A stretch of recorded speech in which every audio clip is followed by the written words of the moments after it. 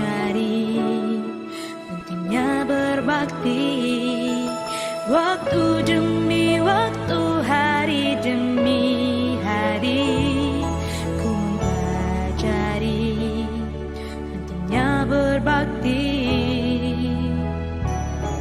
kepada pertiwi.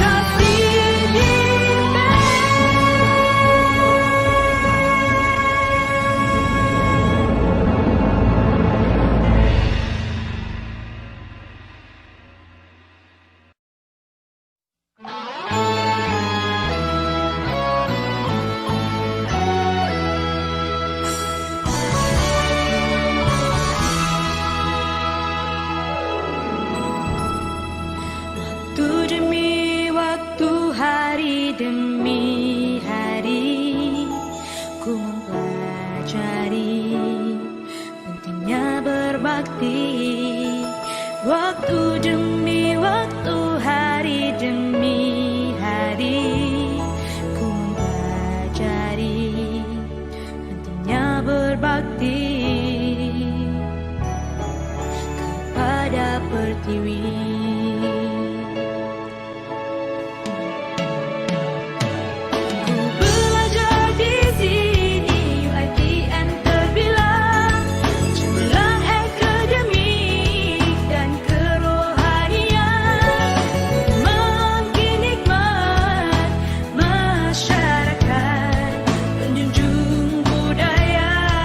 Bangsa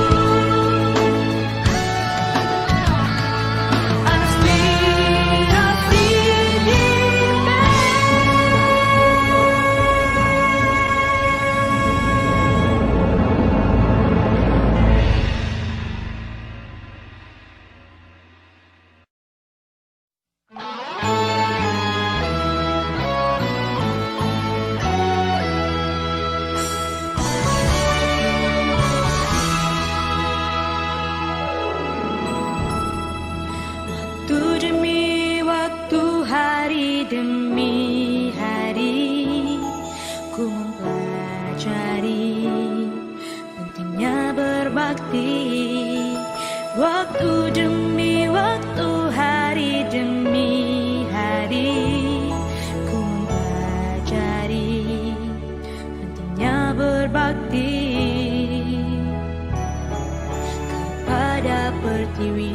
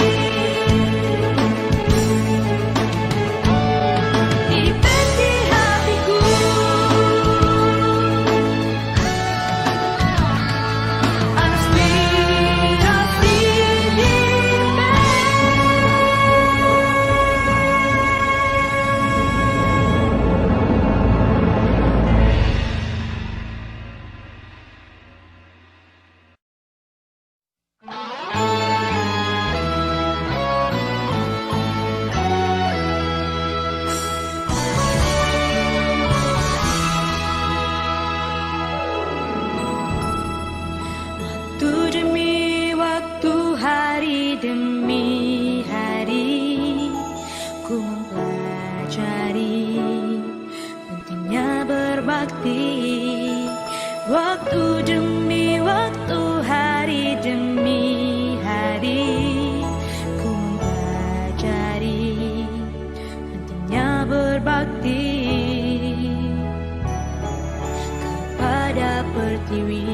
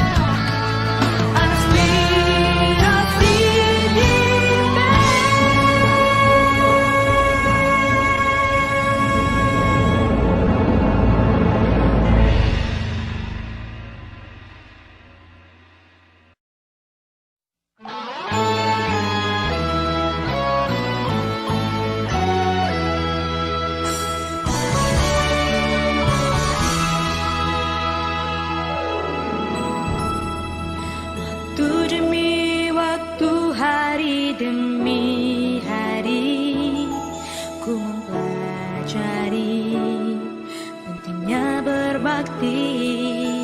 Waktu demi waktu, hari demi hari ku mempelajari pentingnya berbakti kepada pertiwi.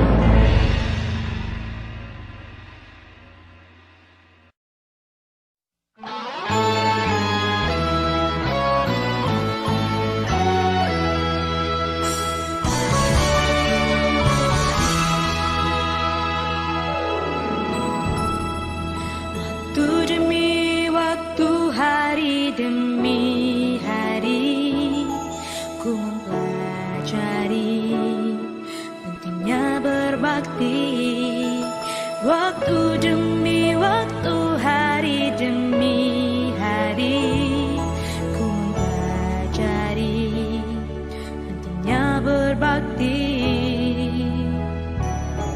kepada pertiwi.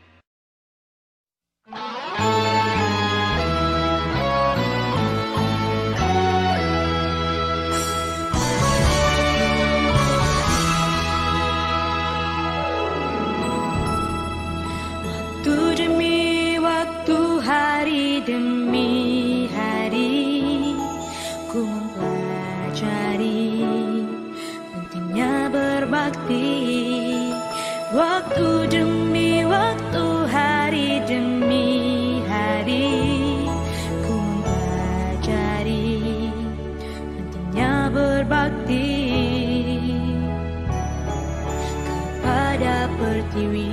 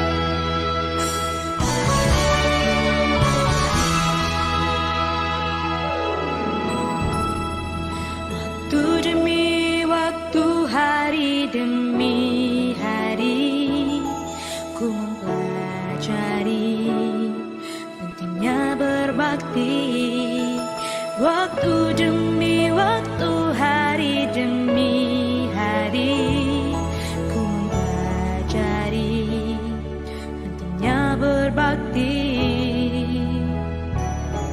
kepada pertiwi.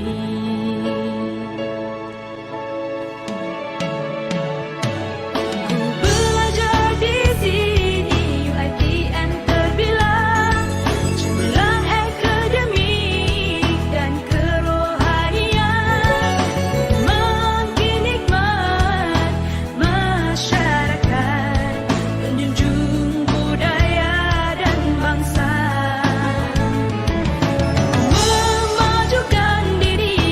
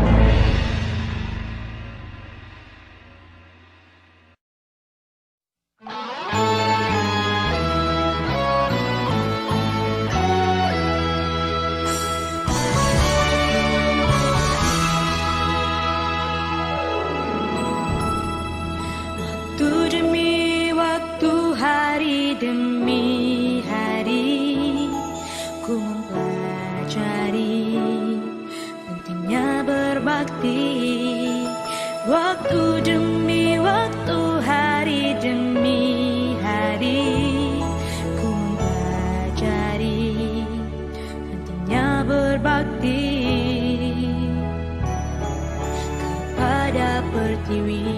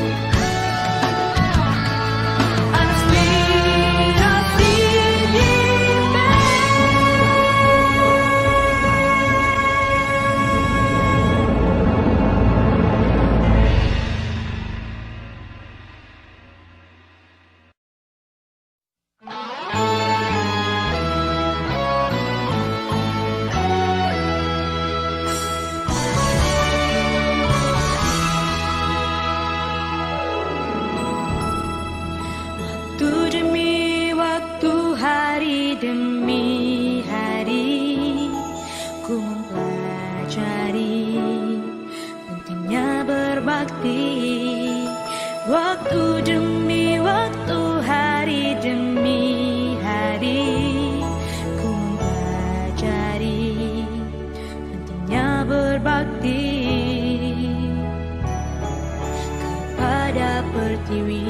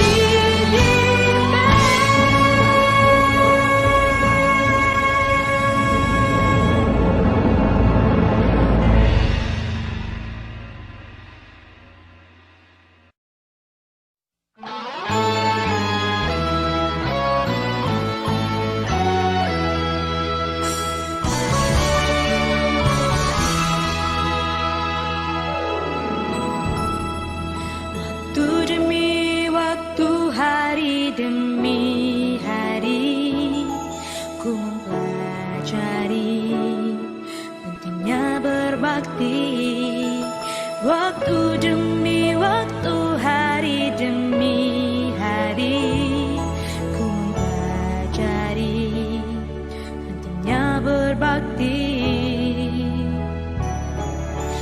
kepada pertiwi.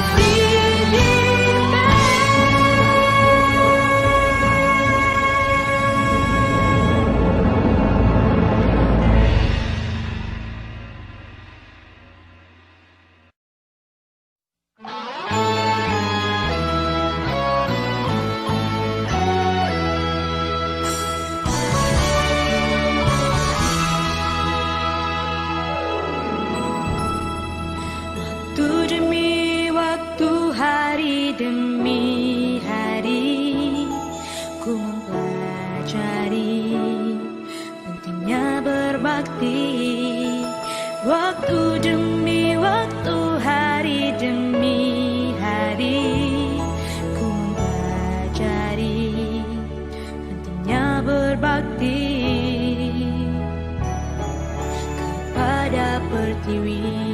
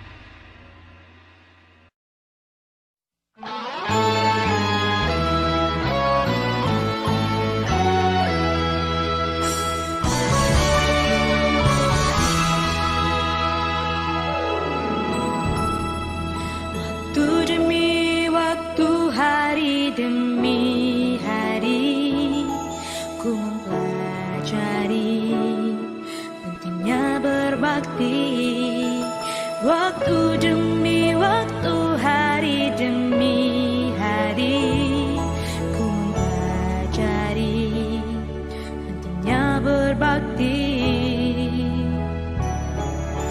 kepada pertiwi.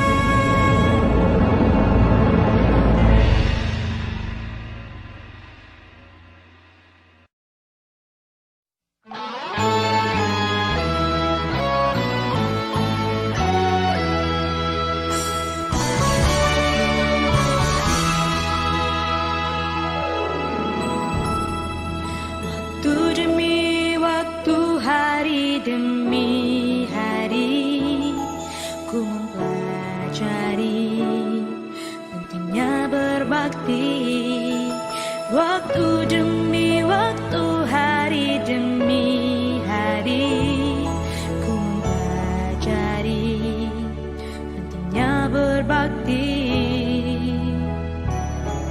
kepada pertiwi.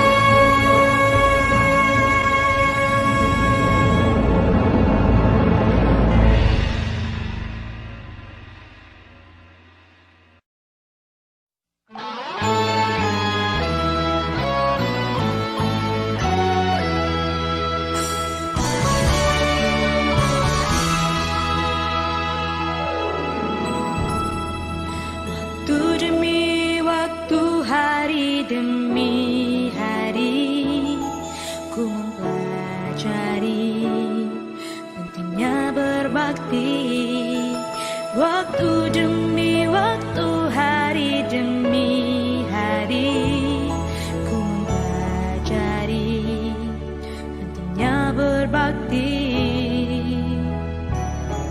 kepada pertiwi.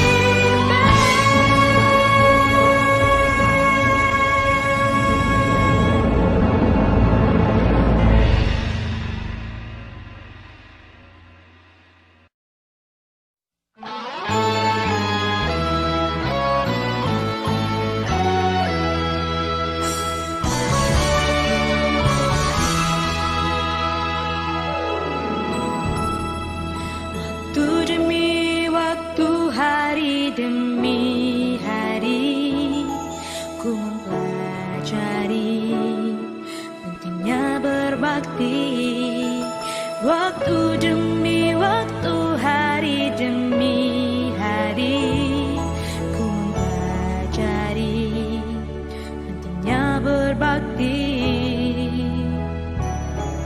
kepada pertiwi.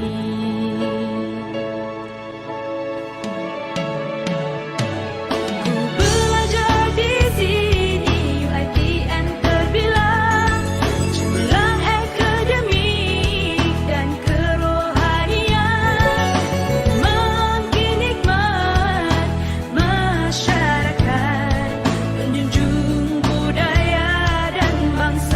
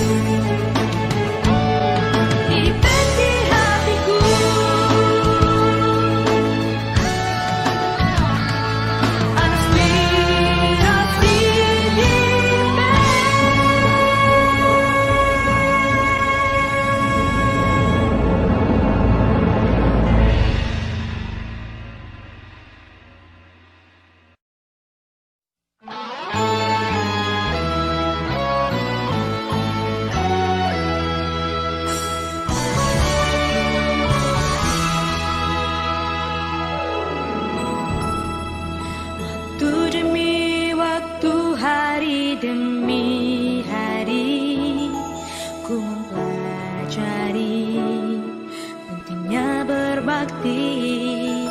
Waktu demi waktu, hari demi hari ku mempelajari pentingnya berbakti kepada pertiwi.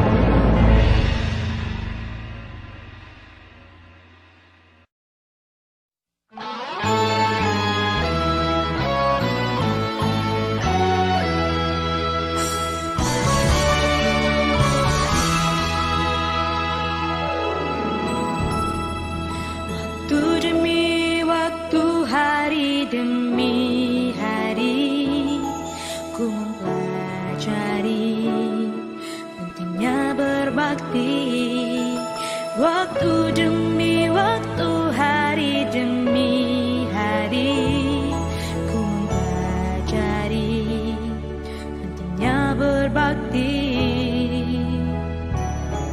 kepada pertiwi.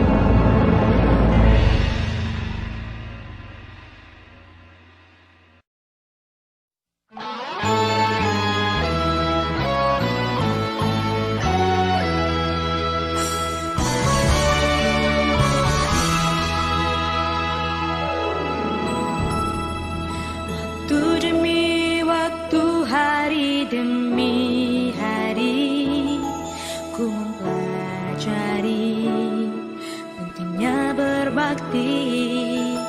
Waktu demi waktu, hari demi hari ku mempelajari pentingnya berbakti pada pertiwi.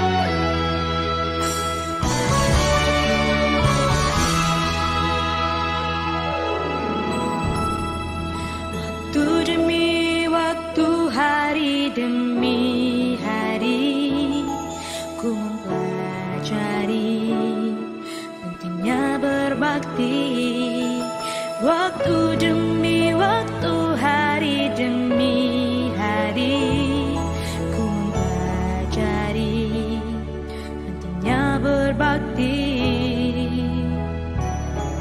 kepada pertiwi.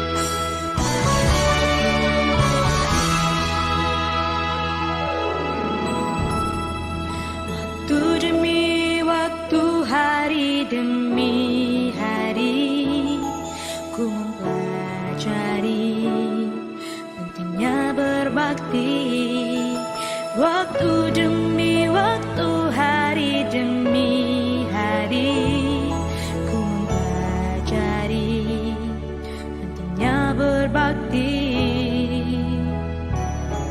kepada pertiwi.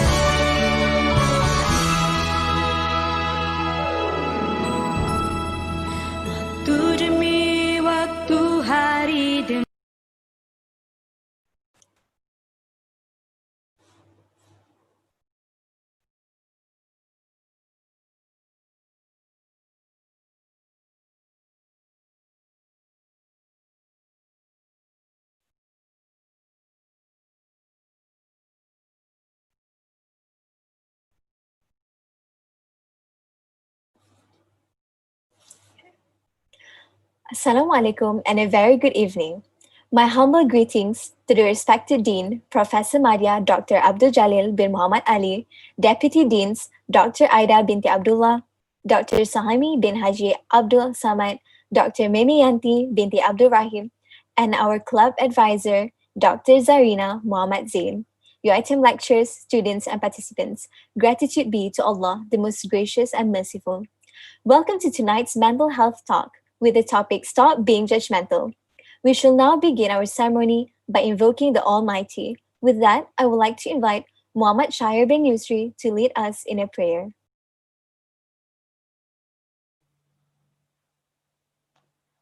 Assalamualaikum warahmatullahi wabarakatuh. Al-Fatihah.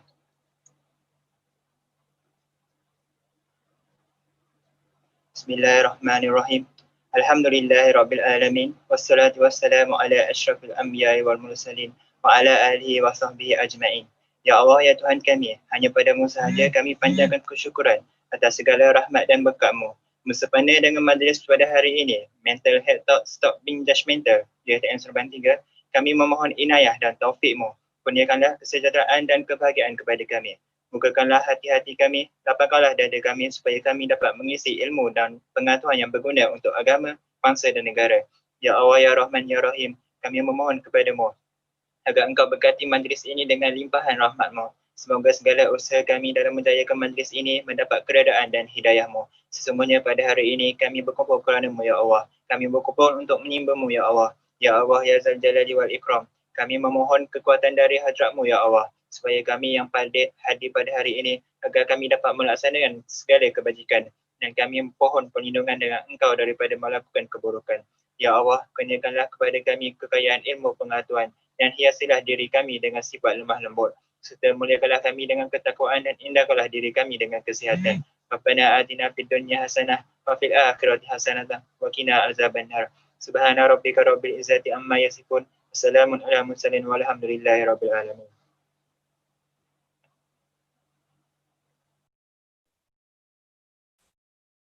Thank you, Muhammad Syair bin Yusri, for the prayer.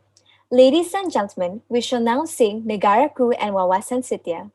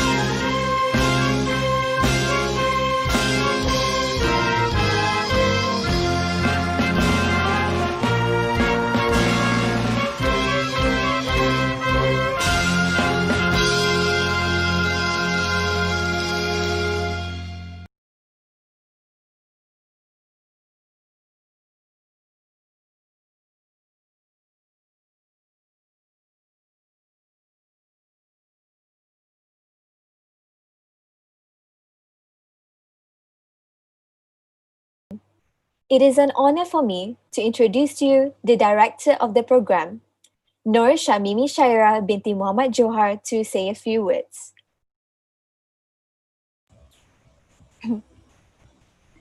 Assalamualaikum warahmatullahi wabarakatuh. I bid to the Dean of FSPPP, Professor Madya Dr. Abdul Jalil bin Muhammad Ali, the Deputy Deans, Dr. Aida binti Abdullah, Dr. Shwaimi bin Abdul Samad, Dr. Memianti binti Abdul Rahim, the Advisor of DiPAC, Dr. Zarina Muhammad Zain, the lecturers of UiTM Seremban 3, and of course, our honorable guest speaker for the night, Dr. Thum. Alhamdulillah, we are thankful to Allah Subhanahu wa Ta'ala. With His abundance and grace, we can all gather tonight for this important event.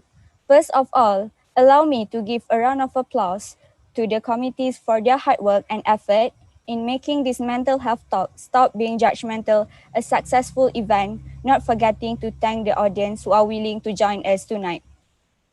Ladies and gentlemen, people, this talk aims to spread awareness and to educate the society regarding mental health.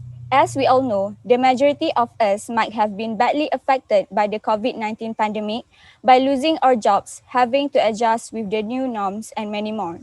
In addition to that, in line with the progress of our developing country, mental health problems and mental illnesses seem to have been increasing year by year. It has been found that the significant increase in suicide rates and mental illness over the past decade is due to mental health. Therefore, it is important for Malaysians to have awareness of the mental illness, the importance of maintaining good mental health, and also identifying the symptoms of mental health problems that require intervention and treatment.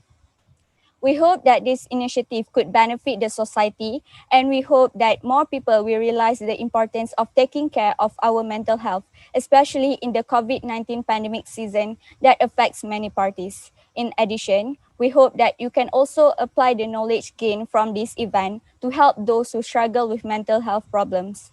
We also hope that this bad stigma or perceptions related to mental health could also be eliminated, and people can also cultivate the nature of tolerance for each other. Therefore, without further ado, with the words of Bismillahirrahmanirrahim, I hereby officiate the Mental Health Talk Stop Being Judgmental program. Thank you. Wabillahi taufiq wa hidayah. Assalamualaikum warahmatullahi wabarakatuh. Thank you, Director Program Nur Shamimi Shaira.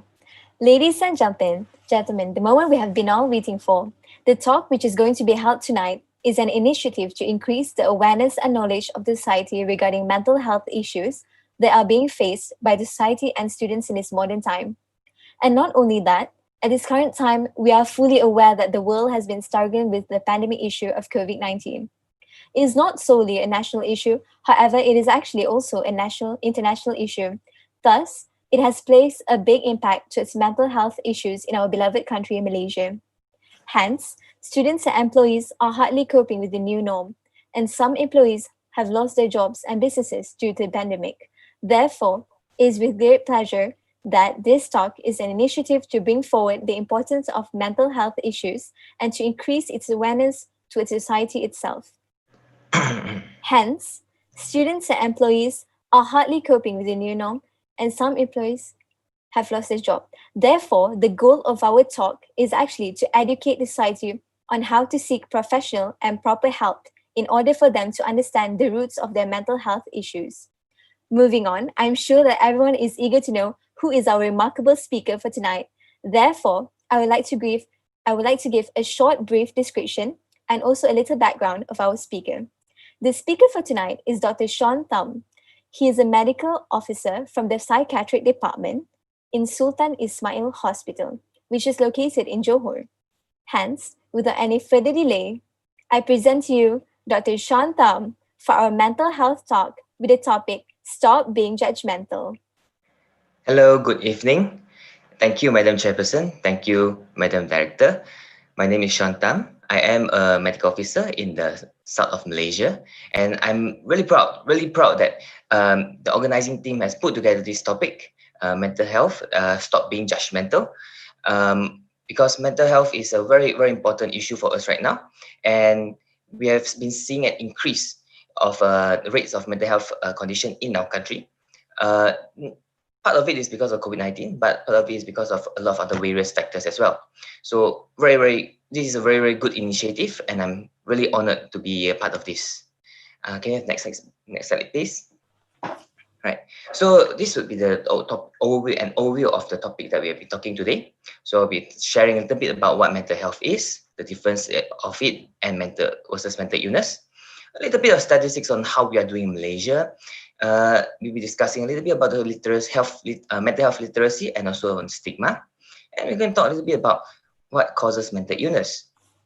Of course, with this being the COVID-19 pandemic, we'll be just touching on a little bit about COVID-19.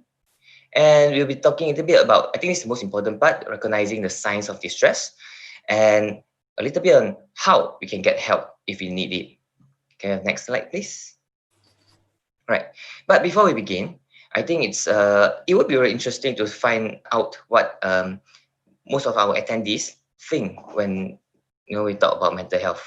So I think if you guys have your phone ready, I would like to invite you guys to scan the QR code and go to the poll. Answer this poll. What word comes to your mind when you think of mental health? And we will have a look at the answers later. It will come out in the form of a word cloud, so you can see what everybody, what the majority of our people think. So guys, if we are ready, we can switch to the poll, no problem.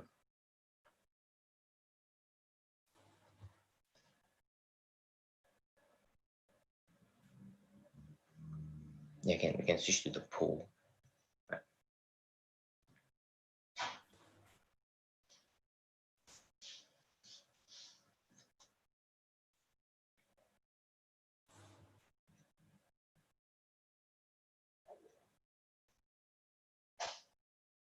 Okay, we're seeing answers coming in now. We have few already. Stress. Another says psychology. Another says crazy. Suicide. Very good. Very interesting answers here.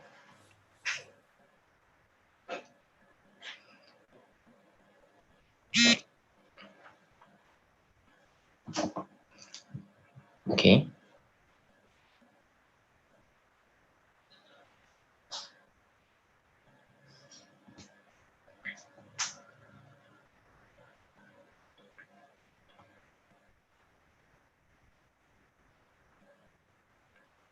Okay, the cloud is forming really nicely. So stress, suicide, these are the more common ones. We got depression as well. Depression. Then we have got a bit stuff like needs to be validated, craziest, crucial, draining, stigmatized, help, need help, psychology, tension. What is loss of M?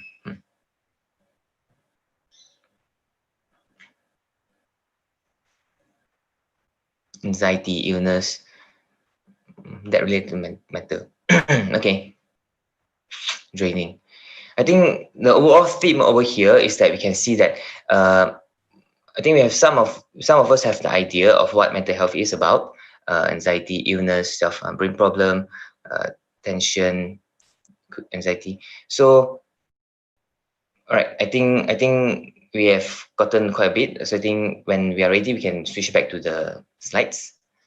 So I think it's very interesting to see the responses that we have here. So tonight I'll try to answer some of the questions that we have and try to perhaps give an idea of what mental health is, and I hope that we can hope that we can enlighten our participants on what we can do to help each other. Have the next slide, please. Okay, so this would be from the World Health Organization. When the World Health Organization came up with the definition of what health is, they said this: health is a state of complete physical, mental, and social well-being, and it's not merely the absence of disease or infirmity. So it's very important to note that over here that they already mentioned that it's not only just physical health that means that you are healthy, but they include also mental health and also social well-being. Can we have next slide, please?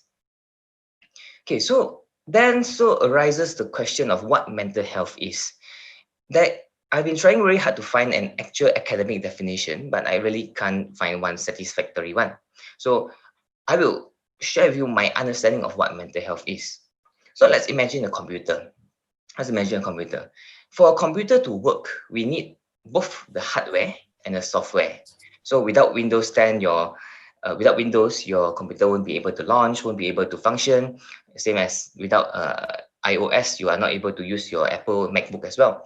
So for me myself, the computer, the hardware itself represents the physical body, and the software, the Windows 10 would represent our mental health.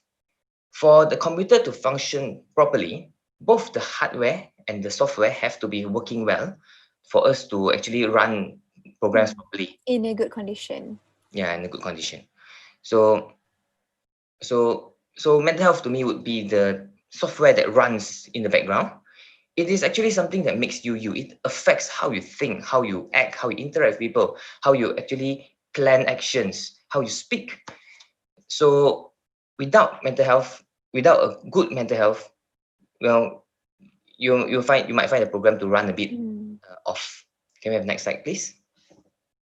So over here, mental well-being is actually a state of well-being in which the individual is able to realize their own abilities, are able to cope with the normal stresses of life, able to work productively and fruitfully, and also able to make a contribution to their community.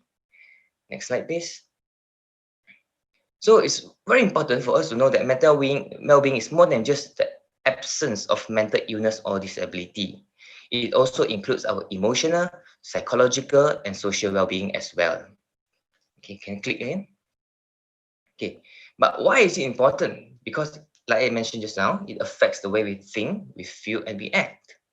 Essentially, it affects the way we handle our life, the way we manage stress, the way we interact with people, make choices in life, and also Decisions. Yep. Can we have the next slide? So there is a lot of misconception whereby people link mental health and mental illness together. Like to just highlight that they are not the same thing, but they are not mutually exclusive as well, meaning that they are not two separate items. The fundamental difference here is that everyone has got some level of mental health at any given moment, meaning that each of us have got a certain level of mental health, and it's possible for us to be without mental illness. So meaning our mental health could be good, could be bad. It usually fluctuates, but most people will be able to manage it to a point that is close to a normal line. And it is possible to be without mental illness. Now, when I say poor mental health, when we talk about poor mental health, it's not defined as an illness. But a person with poor mental health has got an increased likelihood of developing mental illnesses. So it makes people vulnerable. Okay, next slide, please. So mental illness generally refers collectively to all diagnosable mental disorders or health conditions. It involves significant changes in thinking, in emotion, and or behavior. And it also can involve distress or the problems functioning in social, work, or family activities. Next slide, please. So when we talk about this, right, some people will be like, oh, it's very difficult to say because it's something abstract. We are not able to come up with a certain definition and say, oh, okay, because in your blood test you get ABC, so you can say that you can diagnose as something, right? So what we do is that we refer to two major documents, either the International Classification of Diseases or Diagnostic and Statistical Manual of Mental Disorders, DSM-5, for us to come up with decisions.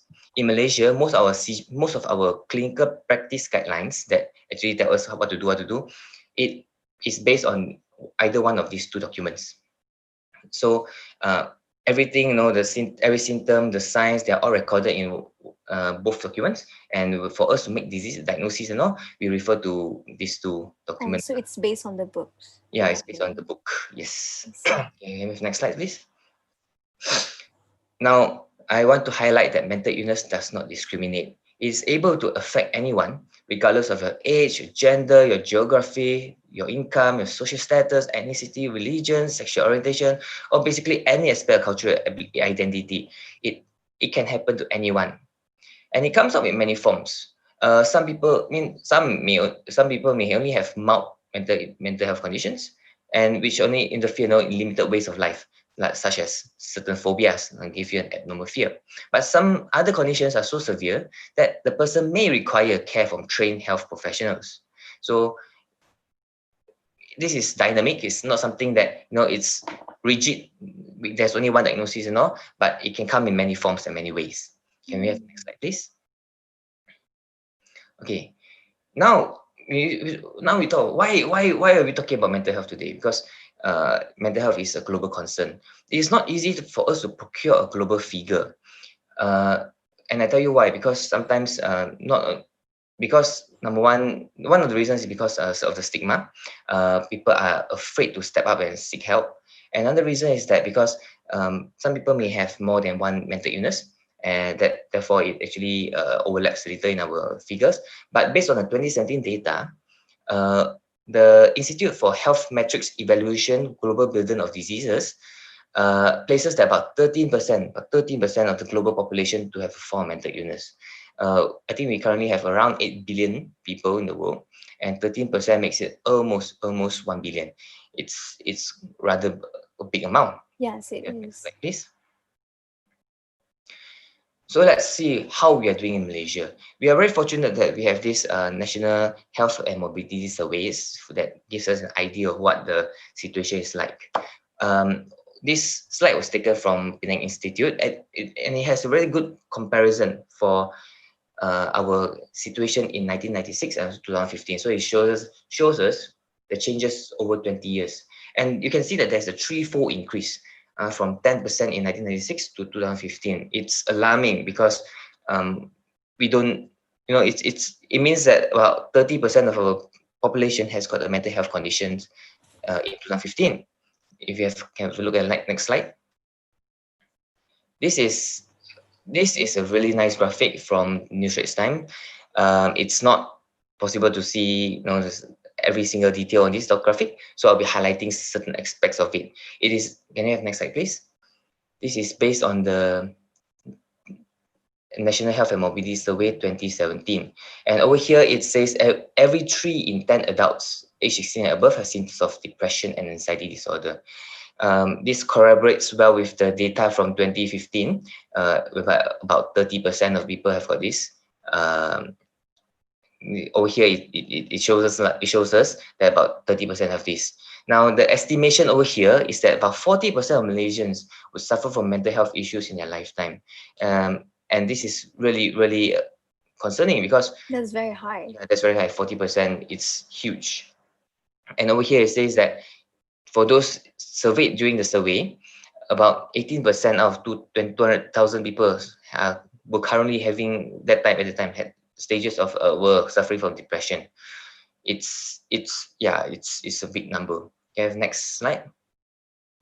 The NHMS 2017 has a very interesting component because they actually focus on children, adolescents actually, 13 to 17-year-olds. So they went to schools and find out the results, went to schools and find out how the situation is like in the schools. And over here, we can see that 1 in 5 school children, actually this is from 13 to 17 years old, actually reported to be depressed. 2 in 5 actually reported to be anxious. And 1 in 10 actually reported to be stressed. I mean, I'm sure all of us during our high school days have undergone amount of stress because of school, because of family. But for us to see that 1 in 5 and to have to be depressed, 2 in 5 to be anxious, this is actually quite alarming. What are we doing in our schools? That raises the question. Can we have next slide? Now we move on to 2019.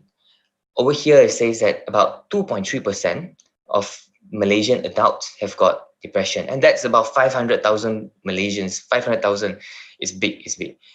It's very huge. Yeah, it's huge, and we can see that the highest prevalence are in Putrajaya and Negeri Sembilan. Good question is that what have been done over there? Okay, so can we look at the next slide? And over here in 2019, it shows that 424,000 children were found to have mental health problems in Malaysia. So I think based on these few slides, I think we have made the point that it is a big issue for us all. Next slide. Okay, but sometimes when people are making policies, they say, oh, okay, that's for health, for health to handle. Maybe we just let health, give health a bit of money and ask them to settle these things. But I would like to highlight that mental health does not stop only at the health of the population. It's not because it merangkumi all aspects of life. So we can also see that it actually affects the nation's economy. In 2018, mental health conditions is estimated to have cost the Malaysian economy about 14.46 billion. Now, how much is 14.46 billion, right? If you look at the 2020 estimation of the cost to build the Merdeka PNB 118 tower, it only cost 5 billion in March 2020. So 14.46 billion can give us about three of these buildings already. So we can see that it's a huge big issue. Okay, next slide. So, but why are we not talking more about it? And this raises a point that I mentioned just now. So number one, we actually have got rather poor mental health awareness in the country. Again, very proud that the organizing team has put together this event to speak about this, because we need to raise awareness among the community. And the second point is that stigma exists in the community, because we do not. I think one of the reasons is because we do not know what mental health is. We don't know actually what is the issues that are causing. Understand what it actually is. Yeah, and tak kenal maka tak cinta, right? So True. when we don't know what it is, we tend to shun them away, push them aside. Therefore, people are not willing to step up to seek help. Right? Can we have the next slide? So this is a very nice infographic from MIASA, Mental Illness Awareness and Support Association. It shows that how stigma can affect people with mental health disorders, because patients become afraid of being labeled as crazy. They feel ashamed. They feel embarrassed to seek help and support. Then they tend to withdraw from the society. They don't participate in activities, and the more that they keep themselves apart from society, the more they feel helpless. They feel alone, and then they feel that, oh, I don't have, nobody understands me, nobody helps me. So they feel crippled. They feel they are not whole. And when that happens, they forget their strengths and capabilities, start to think that recovery is not possible. Then it progresses to a point that they may lose their meaning and purpose in life and want to give up. So if left unsupported, they may take extreme To end measures. life. Yeah. So it's very important. I mean, this is one of the more extreme examples, but stigma has an impact in the society for people with certain issues. Okay, next slide, please. And the majority, one of the biggest reasons is because of because we don't understand what are the causes of mental illness. From history-wise, there have been many records in the historical context of what causes mental health issues. In the Bible itself, it says God struck someone with insanity. Over here, in a more local context, we tend to think mental illness is caused by issues associated with the supernatural, and some people may choose to go seek certain traditional healers for assistance. When you have got something out of the ordinary. Different alternatives. Yeah, try. I mean, we can try, right? But we have got, throughout the decades of research and experiments, we have come up with a good understanding of what causes mental illness. So perhaps we can try to, try our evidence-based approach first. But over here, very interesting. I would like to understand a bit more about what our participants think can cause mental illness. So perhaps I can scan the QR code again and give us an answer. Maybe you want to slide over to the post.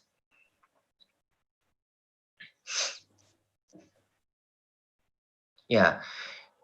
So it's very very interesting. I mean, sharing my experience as a practitioner who has been working in hospitals, right?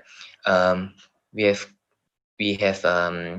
seen a lot of cases whereby people choose to actually go to traditional healers first, and that, I mean, no problem with that. Again, no problem with that. We can try, but sometimes it's just you know, Perhaps is a it culture delays. or belief. Yeah, it is part of it. Sometimes it delays the time that we have lah over here. So what do you think? Depression, stress, okay, negative surroundings, bad surroundings, friends, friends, family. Okay, I think next slide is going to address about that. Going to talk to you about generally what causes that. Environment, very good. Think people say insecurity surrounding environment, technology. Yeah, I agree. Lack of social negative thoughts. Okay, for us. Death of family member, yes, we are going to address about death of family members later. Spouse, girlfriend, boyfriend, yes. Parents, yes. Okay, can we move back to the slides?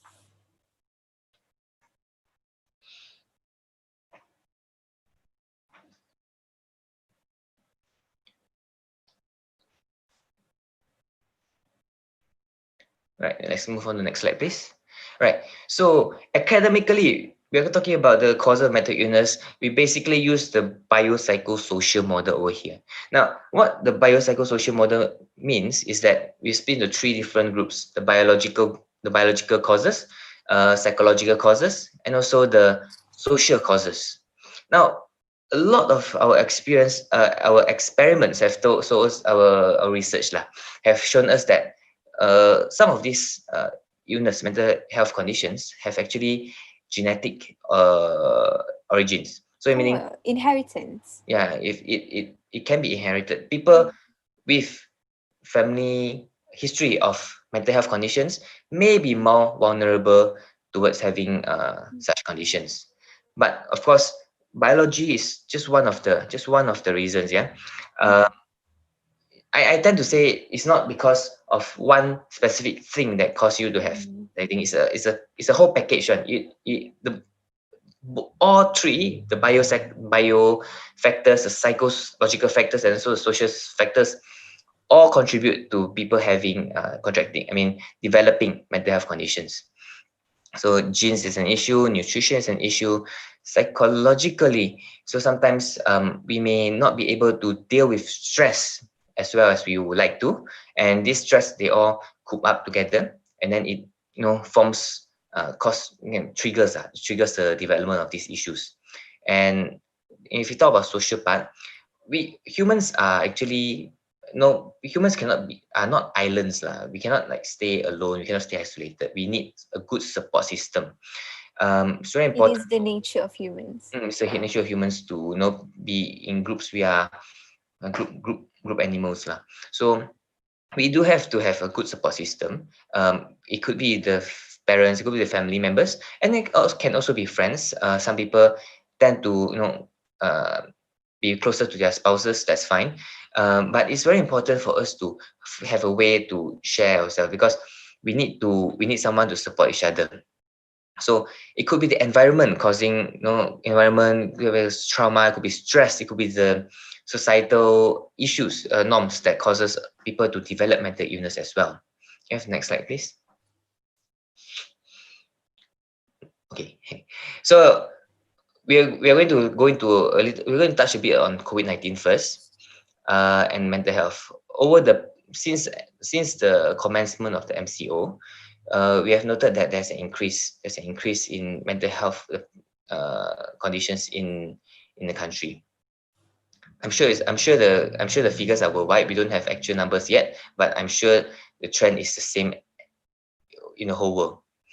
I like to think that one of the reasons that people develop mental health conditions, like I said, the trigger, is actually loss. So there is something that happened at the beginning, meaning something has lost, and following that, you have some extra stress coming in from various areas. So in terms of MCO and PKP, the loss of economic income is a major factor. Businesses have shut down. People are not able to work. People need to find ways to put food on the table. But some people who they work from hand to mouth, they may not be able to cope with the situation over here. And the second loss over here is that the loss of freedom, whereby people tend, we don't, most of us don't usually stay at home most of the day. Some of True. us, we go to work, going to work itself is a form of escape from home, because you're out of your home for about 10, 12 hours. You meet people outside. Yeah. So company, lots of company. So you meet people outside. You have, have a good talk, and during work you Especially chit-chat. for those who live alone. Yeah. So especially those who live alone, they happen to be socially isolated, and this is, we cannot minimize the impact of physical contact, because even physical contact is very, very important for humans, and when we don't get that, it's a form of loss for us. And the last loss I put here is the loss of worry-free state. So sometimes, we go about doing our works, we feel happy, things are doing well, but COVID-19 comes and everybody is anxious. Will I get COVID? What happens, what happens if I lose my job? What happens if, the situation in Malaysia is, we got 100 cases yesterday. Is it going to, are we going back into lockdown some more? So these are questions that actually arises a lot of stress among people, and these are things that causes us to see an increase in mental health conditions in the country. Next slide, please.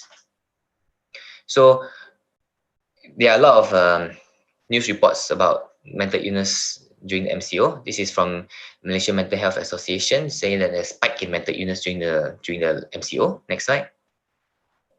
Over here, Johor Bahru Befrienders noted that they had the increase in 40% of costs before the MCO. Now, Befrienders is a very nice group. They provide counseling, as in they provide a platform for people to call them and speak to them about their issues, and they will provide information about what they have over here. And we notice that there's an increase of 40%, and that is significant. Next slide, please.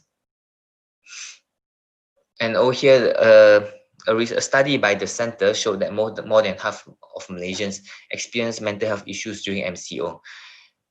So yes, we can see that there is a lot of mental health issues during MCO. Next slide. And I think we are reaching the most important part of the talk right here. Mental health conditions, we cannot deny, is a huge issue in our country. So what can we do? This is the part where we address these issues. Sometimes what happens when someone has got mental health issues? They may have got signs, right? They have signs and symptoms, we call it, because it's a medical conditions. We talk in signs and symptoms. So some people may have got signs and symptoms, but sometimes you have signs and symptoms, but if you don't know the signs and symptoms, you won't be able to identify it. If you don't know it, you can't see it. So what can we do? Now over here, can we have next slide? I'm breaking it down into two different groups, two different areas. Number one, we talk about recognizing the signs, sign of yourself, signs that you can see in yourself. So each mental health condition has got its own signs and symptoms. It won't be fair for me if I only just say, if I just come and tell you, oh, they are A, B, C, D, E. But there are a lot of mental health conditions in the community, and they each have got their own signs and symptoms. In general, if you experience some of this, then you may require professional help. Over here is marked changes in personality, eating or sleeping patterns. Some of my patients come to me, they said they had poor appetite for some time. They can't Loss eat. of appetite. Loss of appetite. They want to eat, but they can't eat.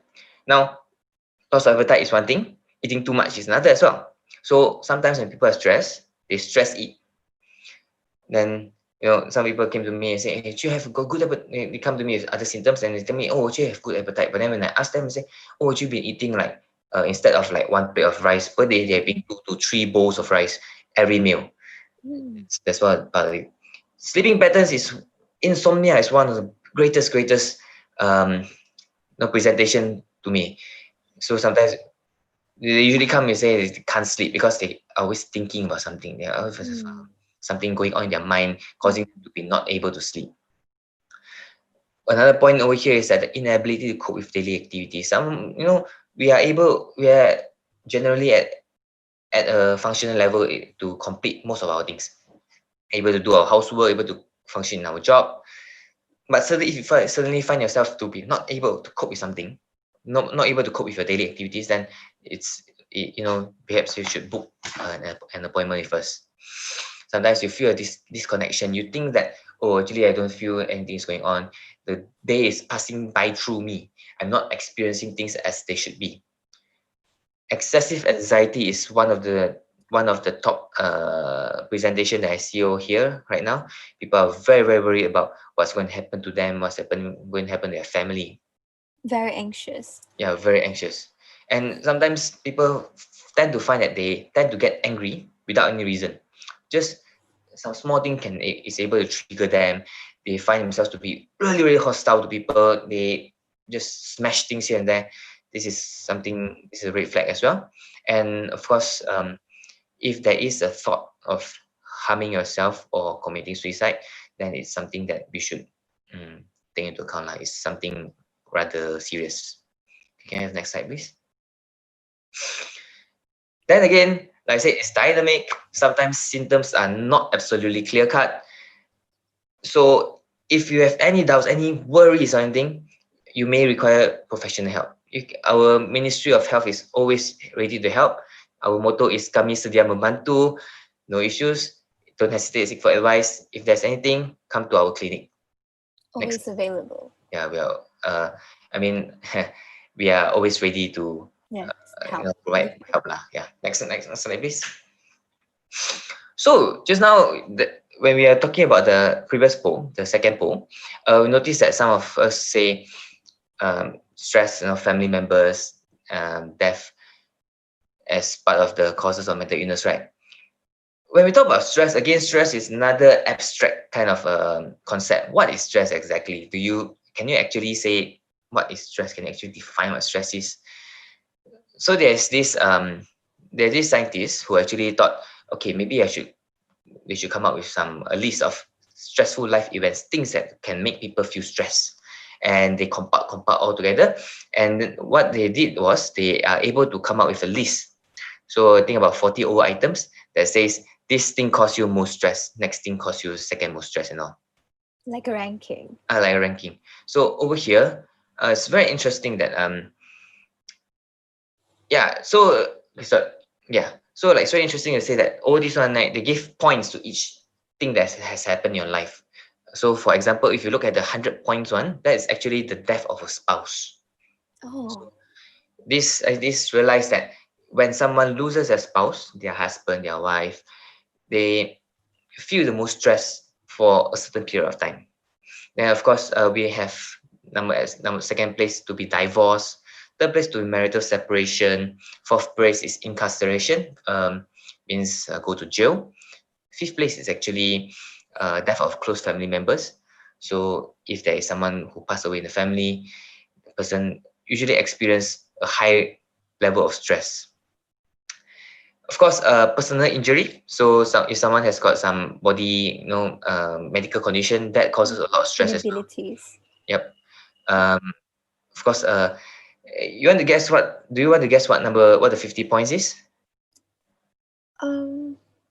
That looks like a bride and a groom. Yeah. Is it? Yes, it is. That's actually marriage. It's marriage. Okay. Yeah, marriage actually causes a huge amount of stress as well. But marriage problems. Yeah, no, marriage, the act of marriage. Oh, the act of marriage. Yeah, it's also part of, I can tie back to the concept of loss, whereby a person was initially independent. You're free, you're alone. Mm-hmm. You lost your freedom. Loss of freedom. Some of us think that marriage is good. Some of us think that marriage it changes life. It's a life-changing event. Over here they got being number 47. So 47 points is being fired from work, loss of job. Loss of job. Yeah, because economical income. Next one is marital reconciliation, and the last one is actually quite interesting. It's retirement. Oh, retirement. Yeah. You are already tuned to the things that you have been doing on a daily basis. Go to work, 8 o'clock, you punch in, 5 o'clock, you punch out. It's a rhythm of life. You are already used to it. A routine. Yeah, sorry, routine, yes. So you're already used to it. Then suddenly you have got so much time in front of you. you have no idea what to do. That's a loss of your what do you call it? Routine, loss of routine. I'll put it. Okay, can I have next slide? So it's extremely important. It's extremely important for us to know how to manage stress. Why? Why do we need to do this? Because if you can manage stress properly, it can help you to break hold of the stress so that you can be happier, you can be healthier, can be more productive. If someone is in high level of stress, you will find yourself to be less functional. Your end product would be lesser. So the ultimate goal is for a balanced life, so that we can have good work relationships, and also relaxation, and also resilience to manage and pressure tackle challenges lah. So I'll be talking to how to manage stress for yourself first. Let's move to the next slide. And the principles over here actually got 4 A's. Number one, we need to avoid the stressor. So number one, we need to identify the stressor first. Then we have to do the 4 A's over here lah. So the concept is to, number one, avoid the stressor. Avoid stressor is by learning how to say no. So if someone says, if work is a concern, right? Someone keeps piling on you extra work, sometimes we may not be able to handle too much. So we need to learn how to say no. We need to learn how to control the workload that we have. Another thing is that if you need to take control of the environment. So sometimes if the TV is the cause of issue, like you on the news, and then the news says we have a lot of COVID cases, right? And this is a source of stress, then you may have to turn off the TV for the time being, to avoid the stressor. Try to avoid people who stress you out. Try to organize a diary in a way that it allows you to be free of stresses. Next one, what can you do when you have this? You can try to alter or to change the stressor. The highlighted part is actually communication. You need to communicate yourself, express the feelings instead of bottling it up. We cannot try to tahan like that. You need to actually make yourself clear. Talk about it. Yeah, talk about it. Sometimes you may have to compromise, but no problem. We have to find a way to find a balance there, and create a balanced schedule. The third thing that we can do is actually to adapt the stressor. So you have to change yourselves. You might have to reframe problems. So something, you have a bad, you may have a fixed perspective to something. Maybe you want to reframe it and look at a different point of view, and perhaps to give you some idea of what to do. Look at the big picture. Perhaps you have to revise standards, revise your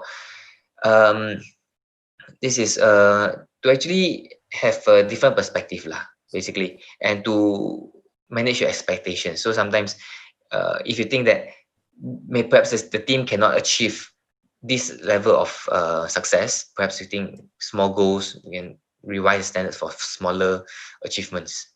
And so we can practice gratitude lah. Yeah. And the last A over here, last A of the concepts is to accept the stressor. If the controllable cannot be controlled, look for the upside, learn to forgive. And learn to share your feelings, because sharing is actually very cathartic. It makes you release emotions, makes you feel better. Yeah. I think there's a Chinese idiom that says that, water cannot push the rock away, but water can flow around the rock. Yeah, so we need to... A way of coping. There are things that we can modify. We can modify that. Those. Can we have the next slide, please? Right, but of course, there are also other things that we can do. These are some tips to have a healthy lifestyle.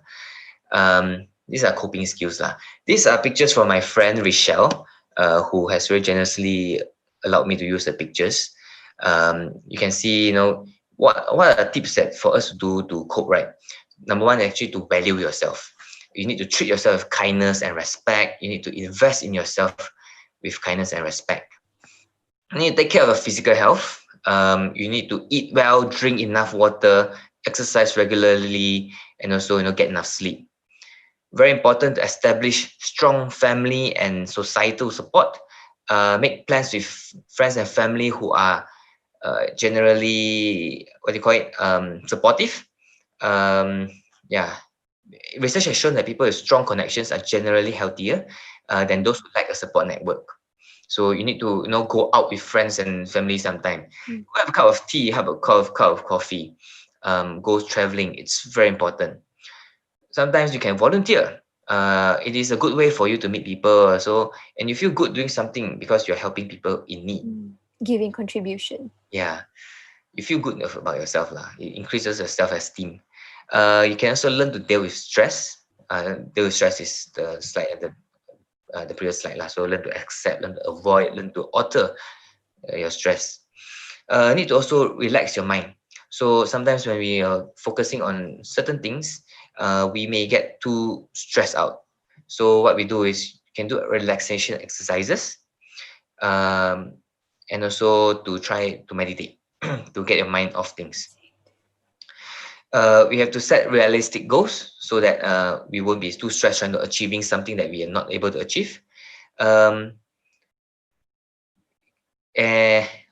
This part, we should keep alcohol use to a minimum, really minimum, and avoid other drugs. I have come across people who turn to drugs, substances to make this stress go away. Yeah, it's temporary. The crash, what happens after the effects run off is actually more damaging than what you get during the high. And of course, seek help whenever necessary. That's important. And let's move to the next slide. Okay, so for this slide, we're talking about. So just now we covered for the individual. This one we talk about other people. Next slide, please.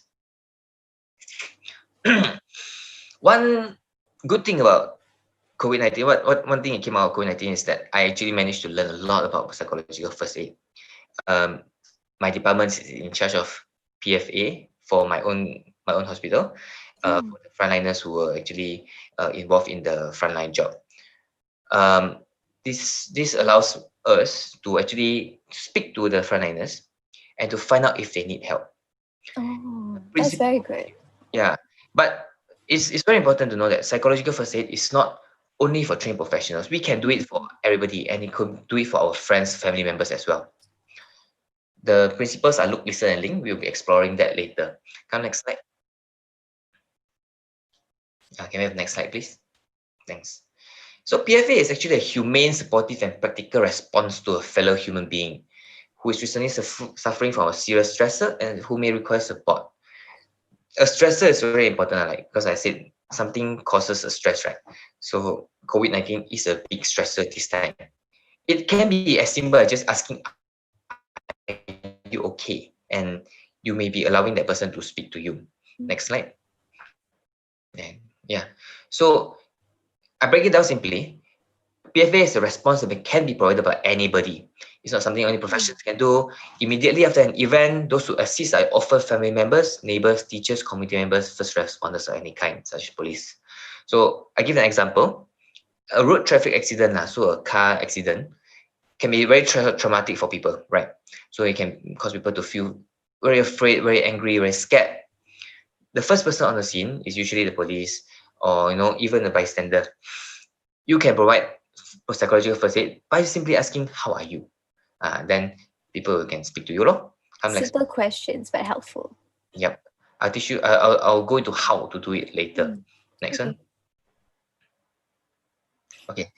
Very important to know that it involves non-intrusive care and support, meaning the person has to consent, has to say, "Okay, please help me," before you actually do that. So you identify yourself. You say, "Hey, I'm here. I want to help you. Can I help you?"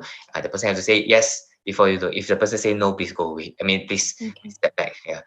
It involves you assessing the needs and concern of the person, then help those people to address the needs that they want, comfort them, help them feel calm, and help them connect to information, services, and social support.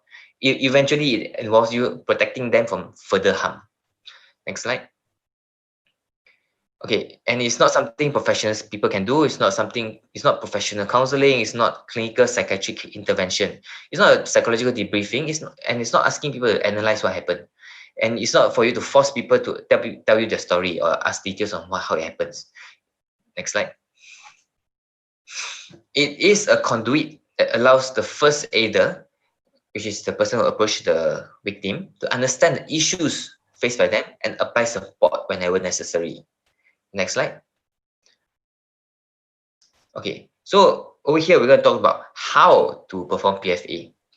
Number one, you of course you need to prepare first. You need to learn about what the issue is. So it could be a car accident. Okay, so a car accident, you know a car accident, then you need to find out what available services and support is there. So how to call ambulance, how to call police, learn about this is important. And you have to be safe lah. You have to be safe. So the same thing as normal physical first aid. It is doctor, it's a DRABC. So you go with danger first. Make sure you are safe before you attend to the person.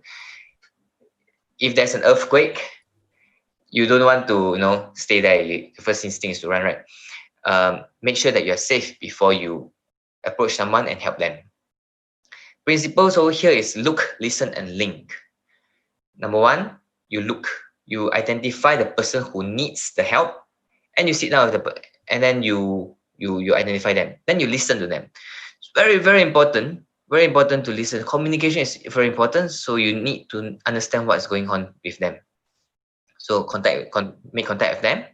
Ask about what they need, and you need to listen to them to help them feel calm. Active listening is extremely important because I share with you an example of what happened to me a few years back. So one day I was called to the ward. I was on call. I was called to the ward, and the nurse said, actually, this patient is very, very distressed. The patient keeps trying to go out of the ward. Then so asked me to try something to calm the person down. So I went to the ward and I just asked, hey buddy, what's going on? And the person said, actually I want to brush my teeth.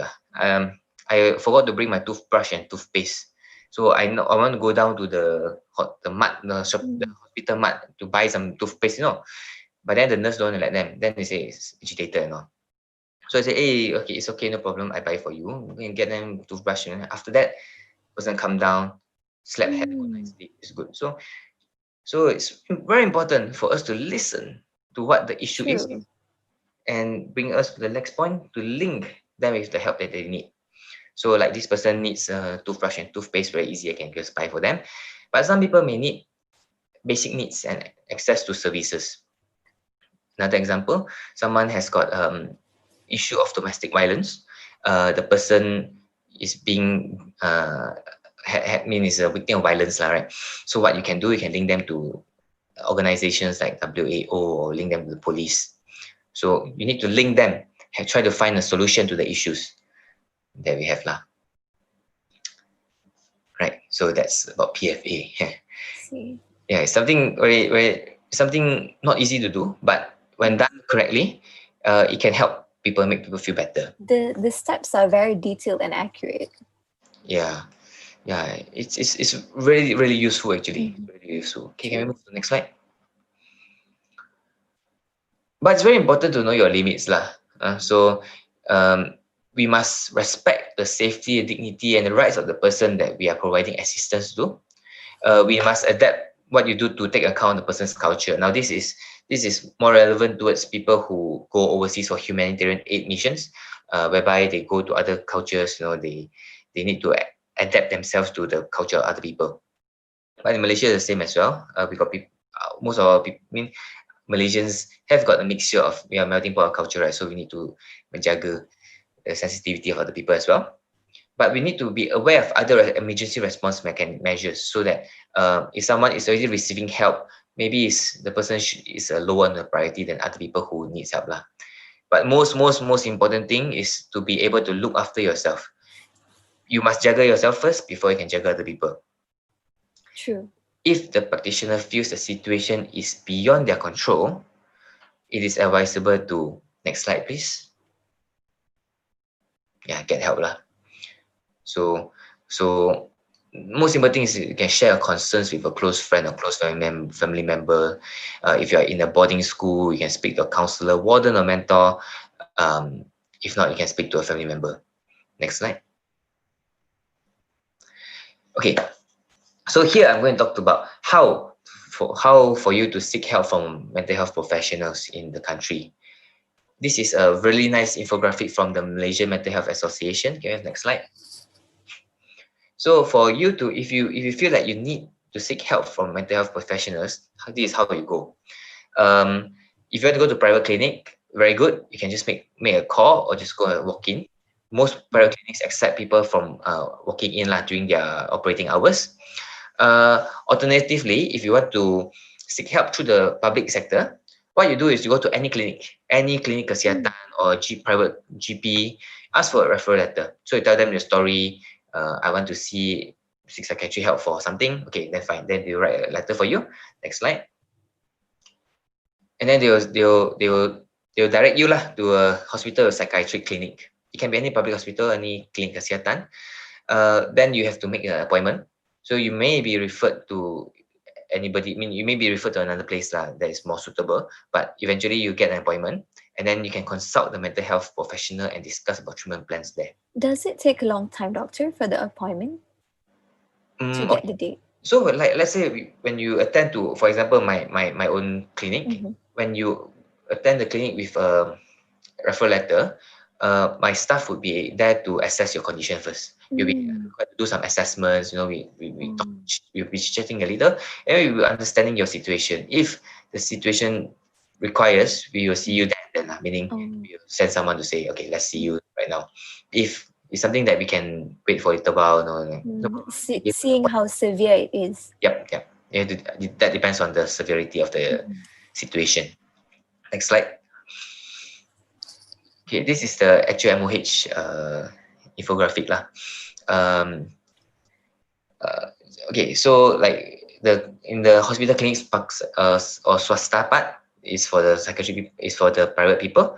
Now under KKM there are two ways that you can go through. One is klinik kesihatan, and after klinik kesihatan they send you to the hospital. Another one is this Mentari program.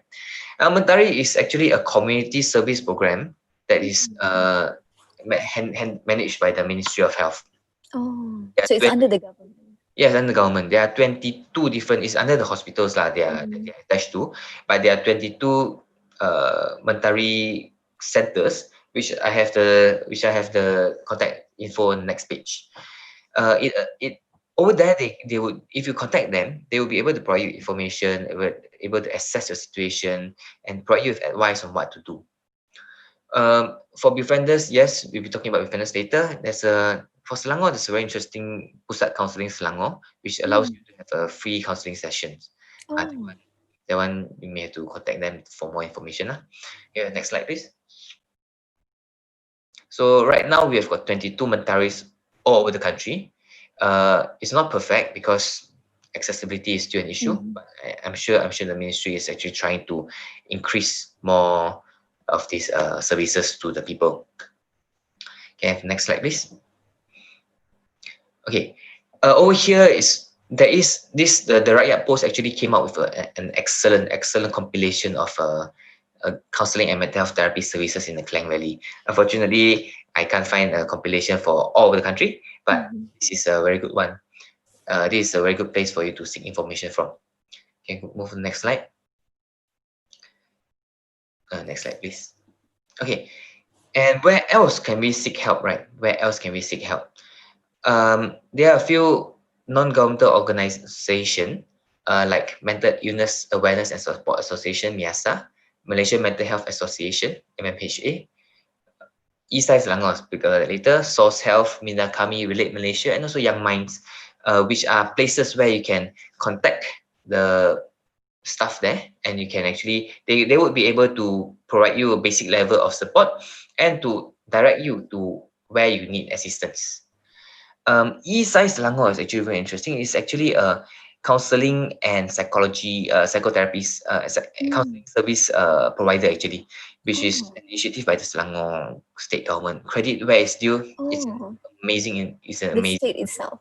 Yes, it's an amazing initiative by them. Okay, next slide. There are a few hotlines over here for you to call if there's any issue as well. Talian Kasih is available at 15999. If you have any crisis that you would like to speak to them for more information. Women's Aid Organization, but this you can call this number, is available 24 hours. Same for Talian Kasih. Next slide. Okay, and this is Befrienders. Now, one really good thing the government did was actually to make Befrienders toll-free.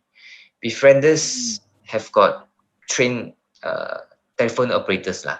They are people who have been trained to provide assistance in terms of advice and support. And phone advices, and they were able to direct you to assistance wherever you need. The phone numbers are the main one. The main phone number is free, and it's available 24 hours. That will be the one in KL. Apart from that, they have also got email services, Skype services, WhatsApp services, and other phone numbers are for different states. It's very important for us to spread this information out, because if anybody is in distress and they don't know where to look for help, this is where they can call and I think the government is trying their best to provide, but people have lack of information. I think Yep. that's it. So we can do our part to raise our awareness, and holding this talk is one of it. Thank you very much. Okay, next slide, please. All right. So the Malaysian Mental Health Association also came out with a mental health handbook. Very easy to read, very nice. I hope you guys will be able to share this information out lah. It's a really good book to it consists of all the support services, what for you to know and all. All right, next slide, please. All right, so I think we are nearing the end of the presentation.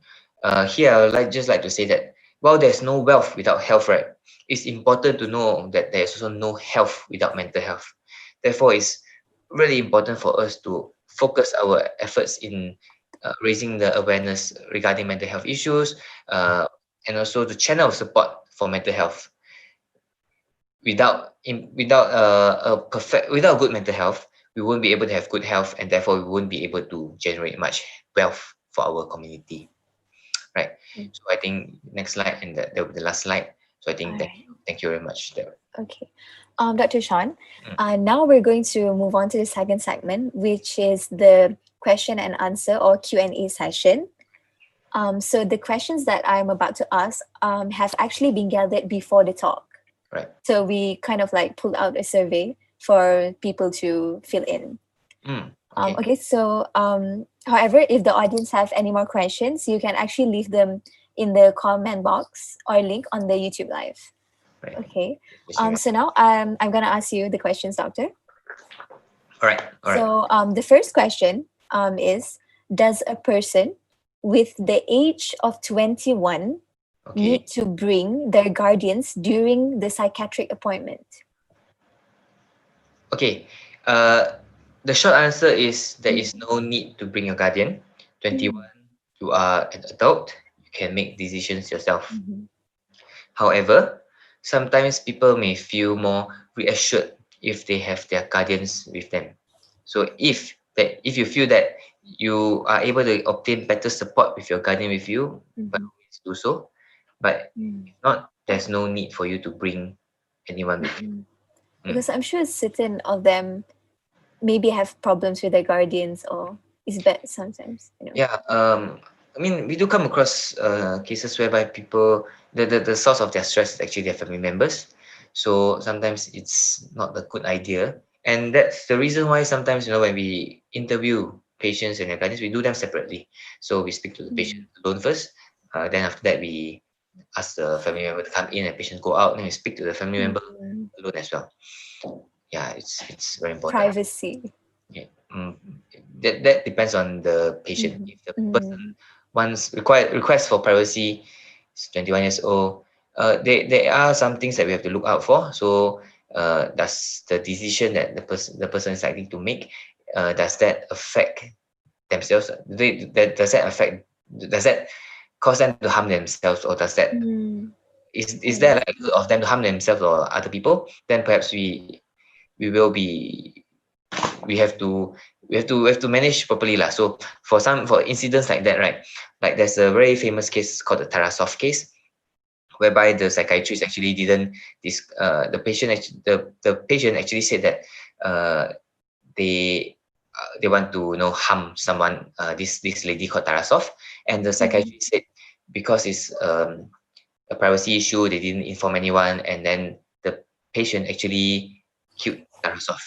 So so in that case we have got an ethical dilemma whereby if the person is actually likely to harm themselves or likely to harm other people, then perhaps we have to consider the likelihood that we may have to bend the rules of privacy a little bit. But in general, privacy of the patient is of utmost very, very important. It's one of the sacred things that we cannot break lah. So confidentiality is very important, privacy is very important. We do not simply tell the story to everybody else. Is there like a what do you call it, actual law for that? I mean, is there not, or is it just Okay, as far as I am Mhm. aware, there is no actual law saying that because but that is part of the ethical conduct lah. Ethical conduct for healthcare professionals. That we cannot we privacy is very important. It's one of our principles that we will not be we hold very dearly lah. We just don't break privacy. All right, thank you, doctor. The second question, can we move on to the second question? Sure. All right, so the second question is, what is the best way for an individual to keep reminding themselves that having a mental health issue is not always a bad thing for them? Okay, and I get this, and this information is through my conversations with my patients and all.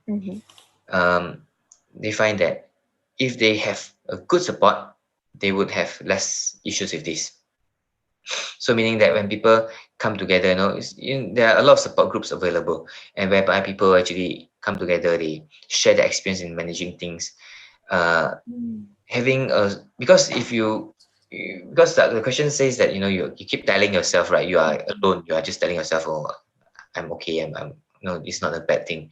But if you can have people working together, sharing their experiences, talking to each other, encouraging each other, then I think that's a better way of managing this. Coping it a better way. Yeah. All right.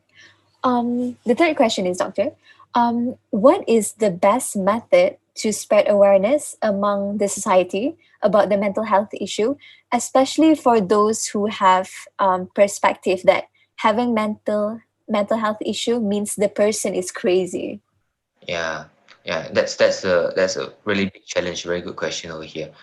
I suppose the first thing to do is actually to normalize conversations. So we need to, of course, the efforts have to go on, have to continue. No questions about that. We need to keep engaging the people. We need the media personnel to actually to play their part as well. So, in terms of the portrayals of people with mental health conditions in the media and the TV, there are a lot of shows that actually show about mental health conditions, like it's okay not to be okay. A lot of stuff which actually get people talking, get people to discuss about what mental health issues is. I think it works both ways. I mean, the individual themselves have to allow, to accept, to learn the information. Yeah. Honestly, you need to normalize conversation. I need to engage people, like, because some people may hold really, really tight to the notion that mental health issues are bad, mental health conditions are crazy. They don't want to open up. So it's also difficult, right? So it's important to talk to people, engage with them. Keep talking in different ways. Having discussions. Yeah, and the media is actually the most effective way. I think now even on the television they have advertisements just to show. Hey, I haven't on the TV for quite some time. Very busy doctor at the hospital. Yeah, but maybe I'll check it out. Yeah. True. Hopefully. The next question, doctor. Right. should we be a good advisor or a good listener? Why can't you be both? No lah. Listening is, in terms of communicating, right? In terms of communication, it is both listening and speaking. You need to first listen before you can speak, right? So, so, so, I mean, no question about it. Listening is very important. We need to be a very good listener. And in terms of advising, we need to be really, not to say cautious, but we need to be really intelligent about the words that we come out from our mouth. Because if someone is opening themselves up to you and to actually discuss about something, it shows that the person has got a certain amount of trust in you. And when the person has got trust and they are looking for help from you, it's very important for us to be intelligent in terms of when we filter the things that in our mind.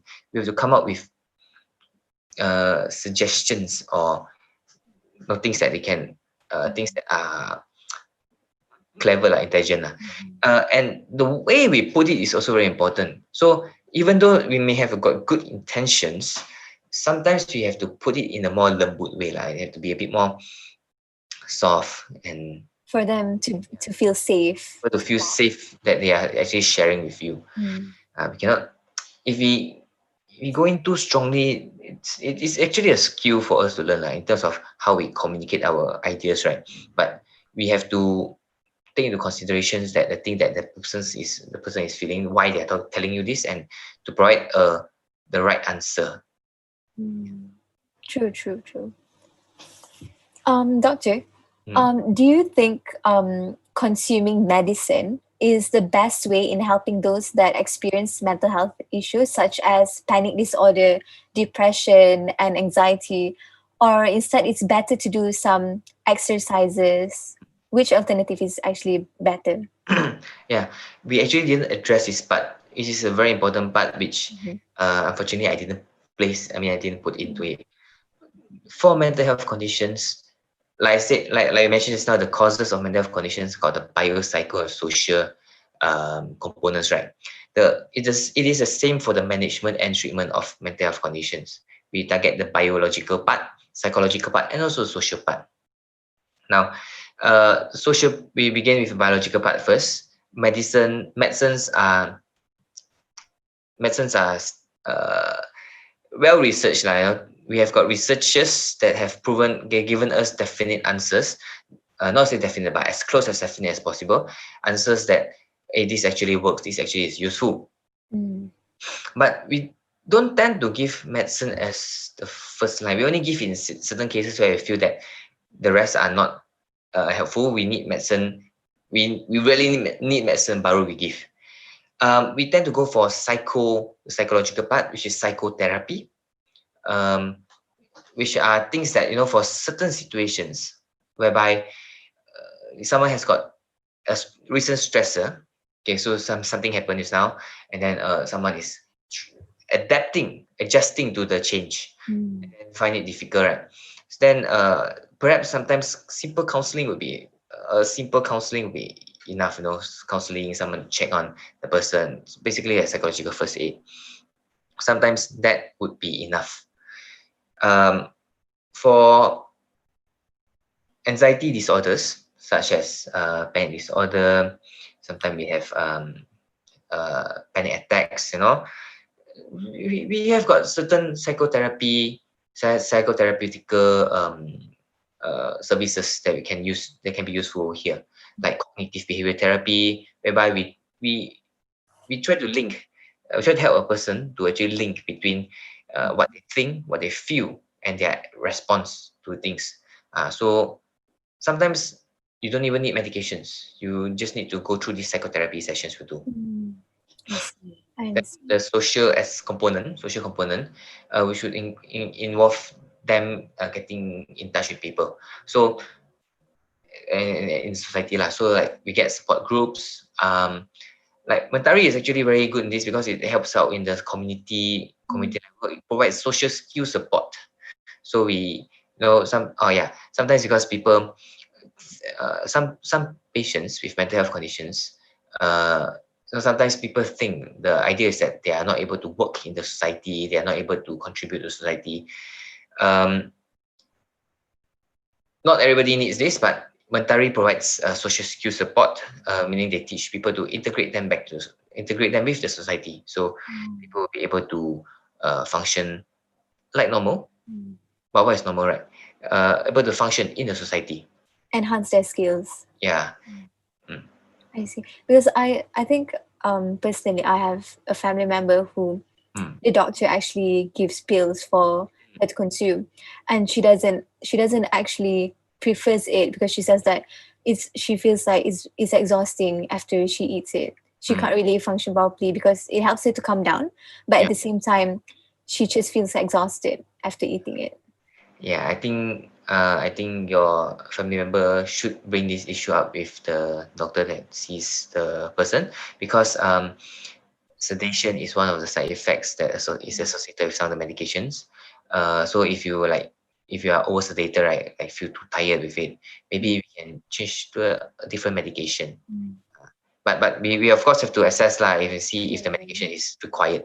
If it's not required, then why not we choose another modality, right? True, true. So doctor, the next question is how to take the best care of our own mental health, especially when it comes to our daily routine, such as sleeping schedule and others. Does it give any effect? Yes. Okay, well, we all need sleep lah, huh? We all need sleep. We all need good quality sleep. For an average adult, 6 to 8 hours is important. Actually, best advisable more than 8 hours, but of course, with exams, with extracurricular activities, student council activities, it's not easy to it's not easy to achieve that. So, like, if you ask me, what I do myself is actually to manage my time in the sense that we manage the bigger portions first. So it's like, I give this analogy. There was this professor who asked his student. He gave him a jar, a bottle of water, and he says, put all of these things in. They give them some big rocks. You give them some sand, give them some small rocks and all. So the student actually go and put all the sand in first, then go and put the smaller rocks, then put the big rocks. Then they realize cannot fit everything in. Then the professor go and say, actually, it's all about how you arrange all these things. So you put the big chunks in first, then you put the smaller rocks so that the smaller rocks can masuk the gaps, right? Then you put the sand in. Then you realize, hey, actually this is enough to fill up the whole bottle. It can fill the whole bottle. The bottle is actually enough. So like for me myself, I focus on the bigger things first. My job requires me to be I need to go to job from about 7 o'clock until 6-7 o'clock. Then I put my sleep in. So my sleep would be 8 hours from 7 hours. So I sleep from 11 o'clock until 7 o'clock. Then 7 to 6 is my job. Then I fit everything in. Then I fit most of the things in lah. So I find a small space to put my things. So it's very important to be able to. Yeah, it's very important for you to organize your schedule properly. To have good proper sleep, enough sleep. It's very Sleep, important. very important. Yeah. Did I answer the question? All right. Okay, so doctor, Okay. some people might say that having mental health problem is because a person is too far from God. What is your opinion regarding that, Dr. Sean? Does religion and mental health are related to each other? Because I think it's such a culture in the society that people just assume that when people have mental health issue, it's because their connection with God is low. Religion plays a huge role in our cultural identity, that we all know lah. And like I mentioned just now, the common perception has been passed down from ancient times is that if someone is out of normal, then it is because of they are not close to God. Now, again, these are things that has been passed down from generations, centuries even. And most of it come from a time when science isn't as what we know right now. So science back in, for example, the 1400s is totally different from science right now. Psychiatry is a relatively new field. We only got to know more about it in the 1800s, then 1800s, 1900s. Then we start to get more information now, and we now know that the major cause of psychiatric mental health conditions is actually there's a biological origin, a psychological origin, social origin. So in this sense, I think we can go with the things that we already know, which is set, which we already know is more likely to be true. I think we should go from that field first. So perhaps we can try treatment from the biological modality or psychological modality first before we actually say the person is far from God. Because I understand it's a very not a very easy topic to discuss. It's very complex. I think the time frame is that we tend to learn more from time to time, that there's more to it rather than just that. Yeah, so perhaps we do something that we know is more definitive first before we comment further on it. Simply assume, we just can't do that. Yeah. Then that's the basis of science, all right? The basis of science, we work on finding an answer. I understand. The next question is, Doctor, why is it so hard for a person with mental health problem to be truly honest on how they felt to the people around them, especially with the ones who are really close to them? I think my answer is why leh. I'm going to ask my question. Why leh? Because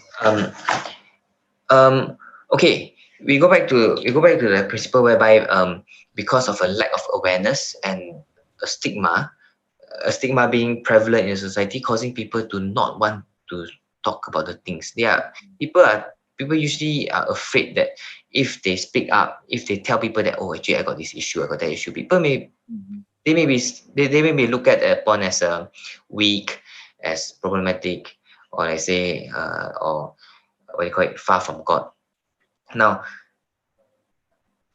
the way how close we are to people is something that is also, so how people respond to you is also a huge part of our communication. If a person, if you speak to a person and the person, just slap you down, then obviously you are not keen to speak to the person, right?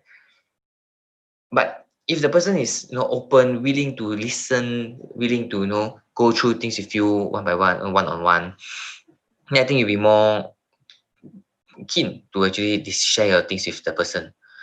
So one thing is perhaps you can get the person to, we should be increasing the education awareness of our community.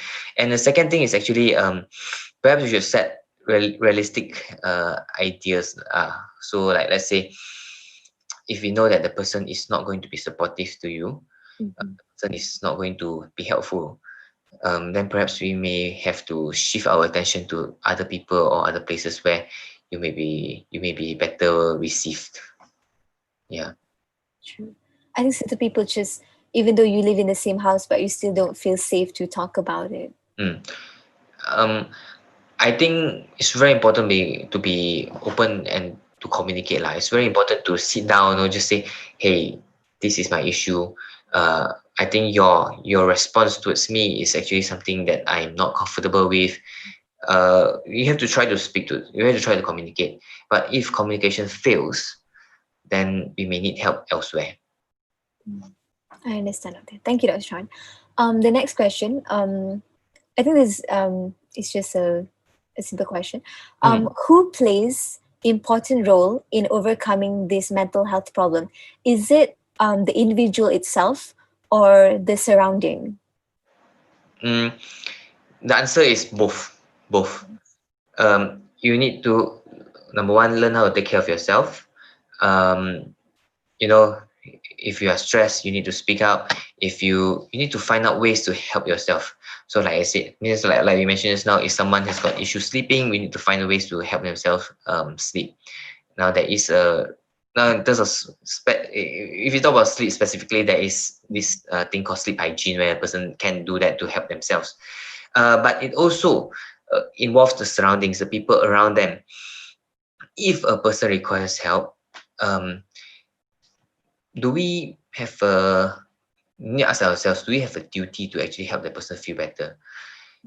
To yeah, we need to. It's actually both things. A person is not an island.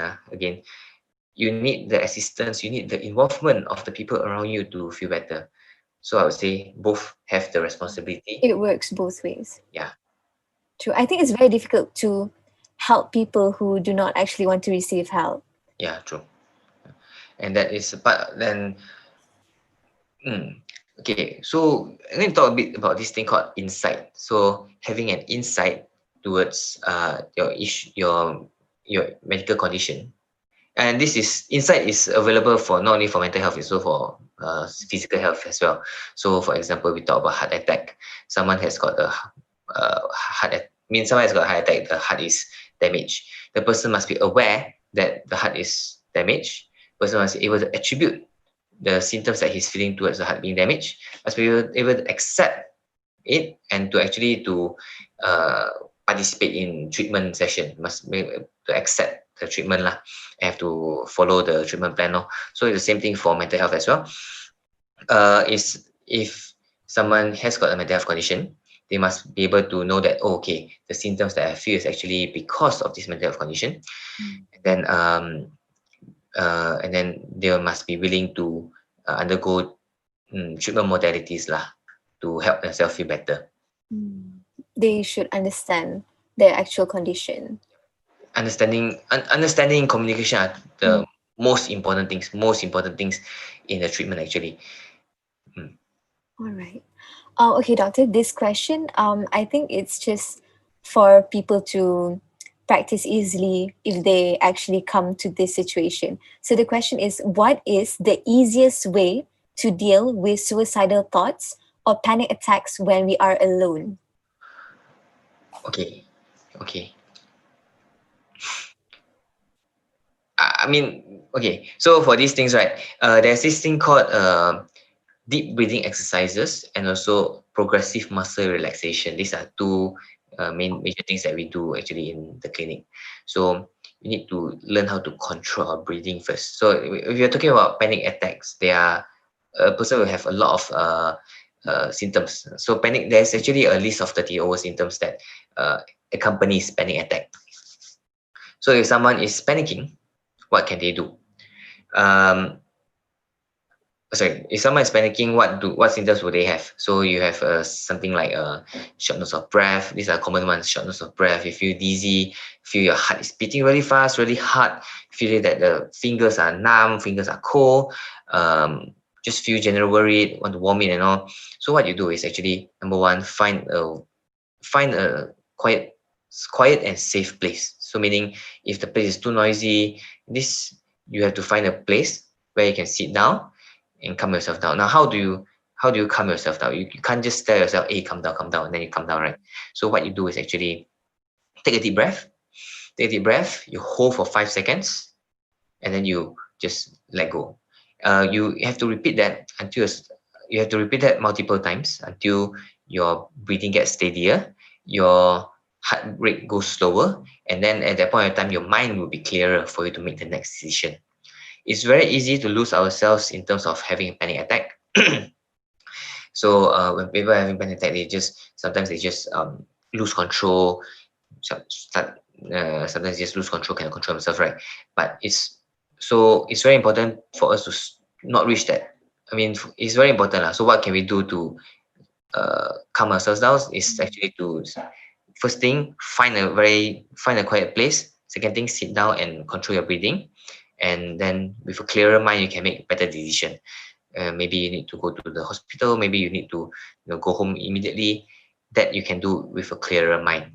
So it's important for us to to take control of our senses first. Take control about that. Now, another thing is progressive muscle relaxation. You can actually search for it on YouTube or anywhere, but it basically involves you squeezing your muscles and then relaxing them so that you are able to control yourself. It's similar to deep breathing exercises, and its aim is actually for you to calm down. Its aim actually for you to just relax, be in control of yourself, and to think with a clearer mind.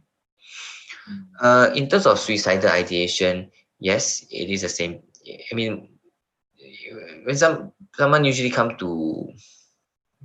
okay, so based on my experience, right, people usually come when they have a suicidal ideation. They usually think of they want to kill themselves because of certain, I mean, a lot of reasons lah, honestly.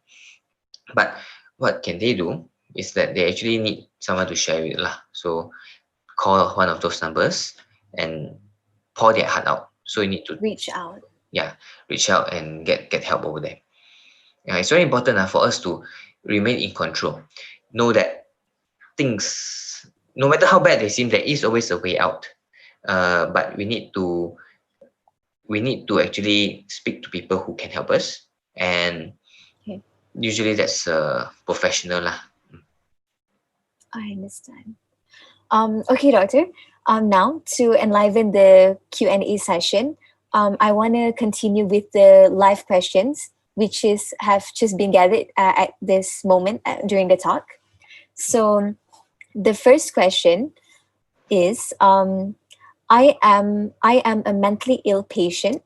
It is very hard for me to cope with everything, but I'm constantly trying. Is it advisable that I tell my lecturers about it? Okay. Again, the question is why not, right? So, it's number one, it's very brave for you to ask this question. Thank you very much. Would telling your lecturers help you with it? That one I can answer. But if you feel that it's important for you to know, because sometimes you may not be able to. I think the concern is that the person may not be able to cope with work, could be a bit slow. Perhaps it's important to let the lecturer know that, okay, so this is an issue, and I'm sure the lecturers are happy to listen. I'm sure lecturers are happy to help wherever is possible. So my response is why not?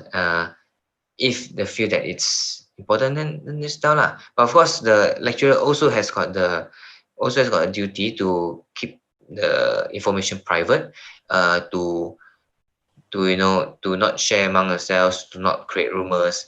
But I'm sure that your lecturers are generally ethically correct people. So I don't think there's an issue. I think this person is concerned regarding assignments and work, I guess. Yeah. So if that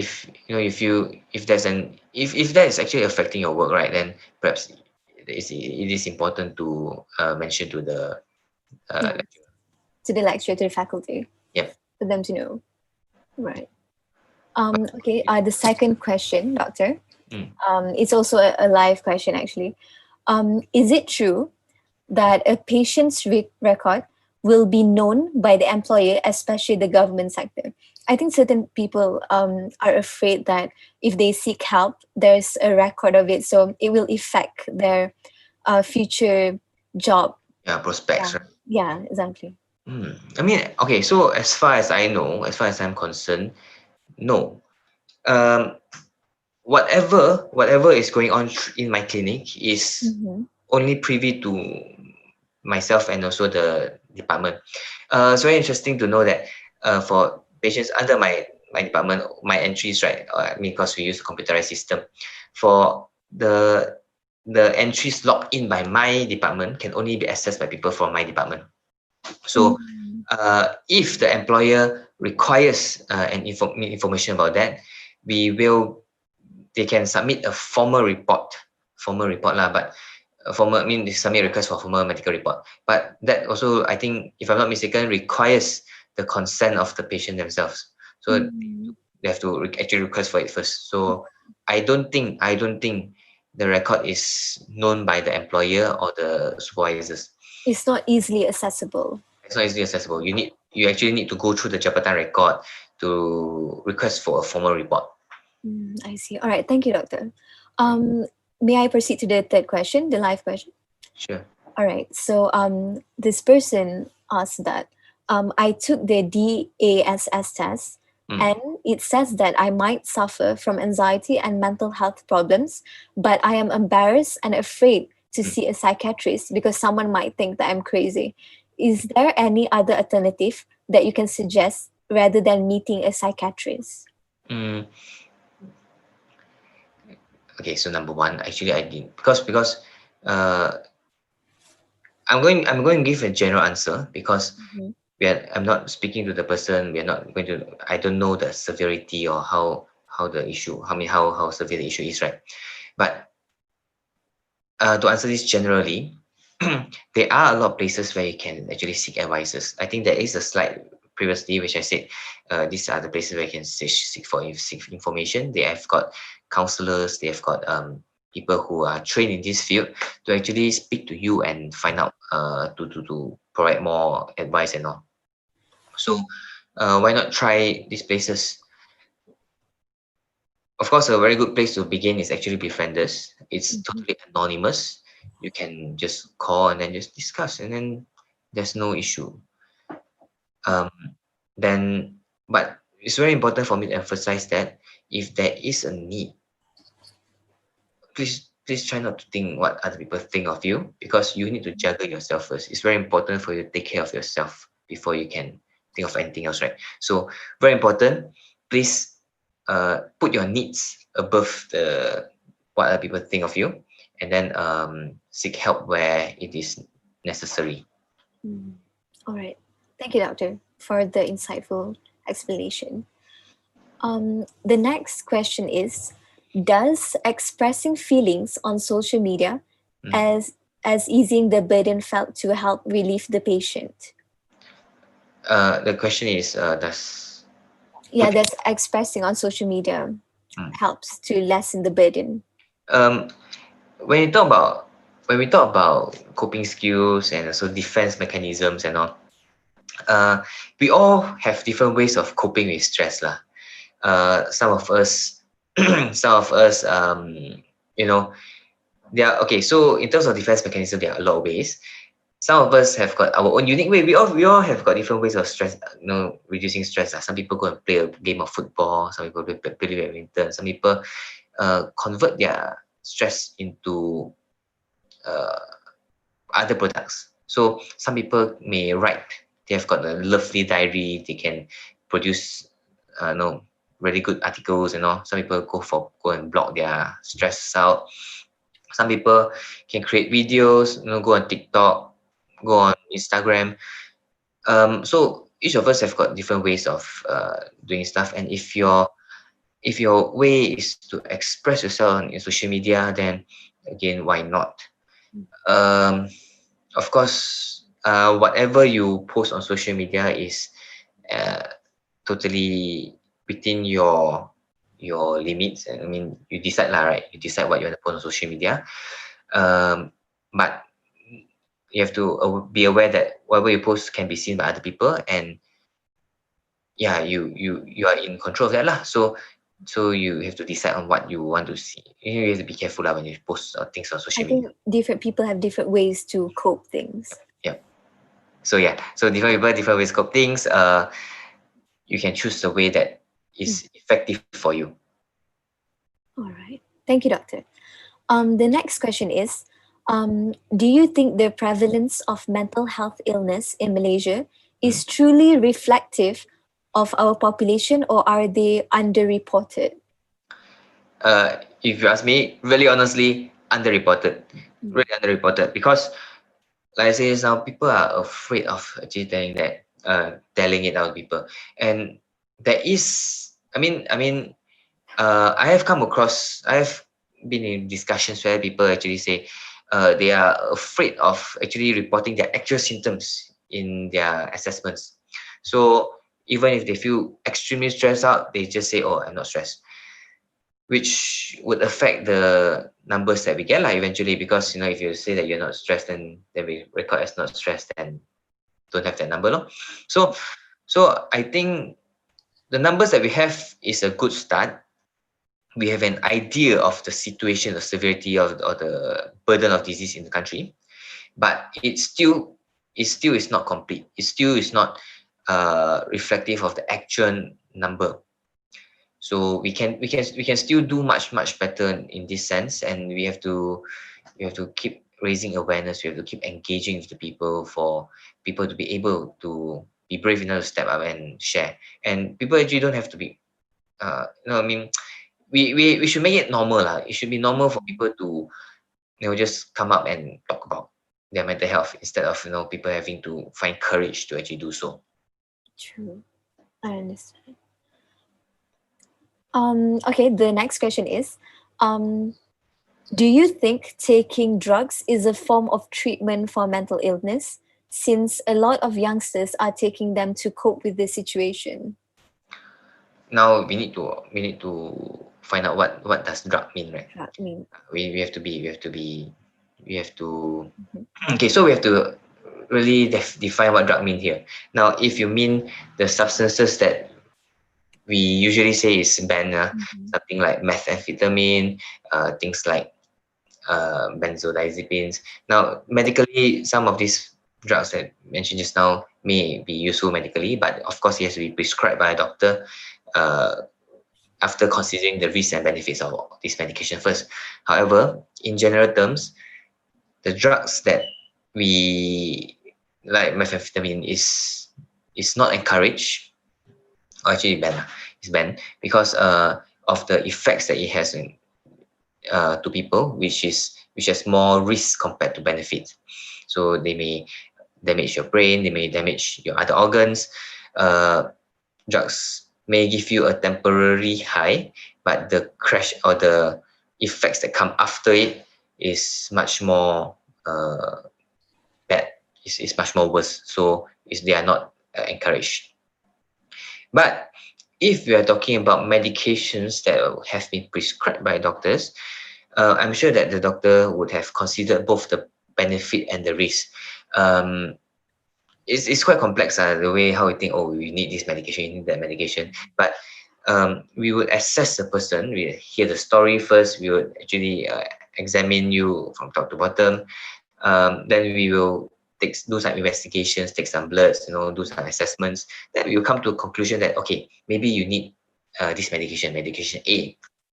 So okay, so type A lah. So we can say, for example, an antidepressant or antipsychotic medication. So this group of medication, they are like about 10, 20 different kind of medication. Then we will actually see, based on your age, based on your kidney function, based on your liver function, we think, okay, maybe this medication X is suitable for you. Then we only say, okay, so we can do this. And good consultation would involve the doctor explaining. So this is why we need X. These are the risks that you take, the complications that may come with X. These are the benefits, and these are the aim that we have for you. So usually we have a plan. So okay, we aim to have this effect in 1 week, and this effect in 2 weeks. Then after explaining properly, then we listen to the idea of the patient and say, if you are agreeable to it, then we will take this medication. Then if you are talking about this drug, then yeah, fine. There's a proper procedure to define if that drug is suitable for the patient to consume. Yep. So we can't just simply take any drugs. Yes, you should. I mean, I spent 5 years in medical school and then a lot of years to train. We have to go through a lot of thinking process just to come up with the decision. Okay, we start this medication. So let's try to listen to our doctors, right? True. I think kidney conditions are very important. Yes. Every organ is very important. True. I think I heard from my sister. My sister is actually doing her housemanship. She says that there's a lot of patients with kidney problems and failures also. In terms of taking drugs, right? Some drugs actually affect the kidney, some drugs affect the liver. Sometimes if you take medications that are not actually prescribed by a doctor, right? we don't know the side effects, but sometimes if you take the wrong things, it may affect the kidney, it may affect the liver, it may even affect the brain and all. So it causes damage, and these damages are things that affect, your normal functioning. So, so if you want to take medication, please consult a doctor before deciding. True. Good advice, doctor. Okay, doctor, this is actually the last question for the live question session. So the last question is, hello, doctor.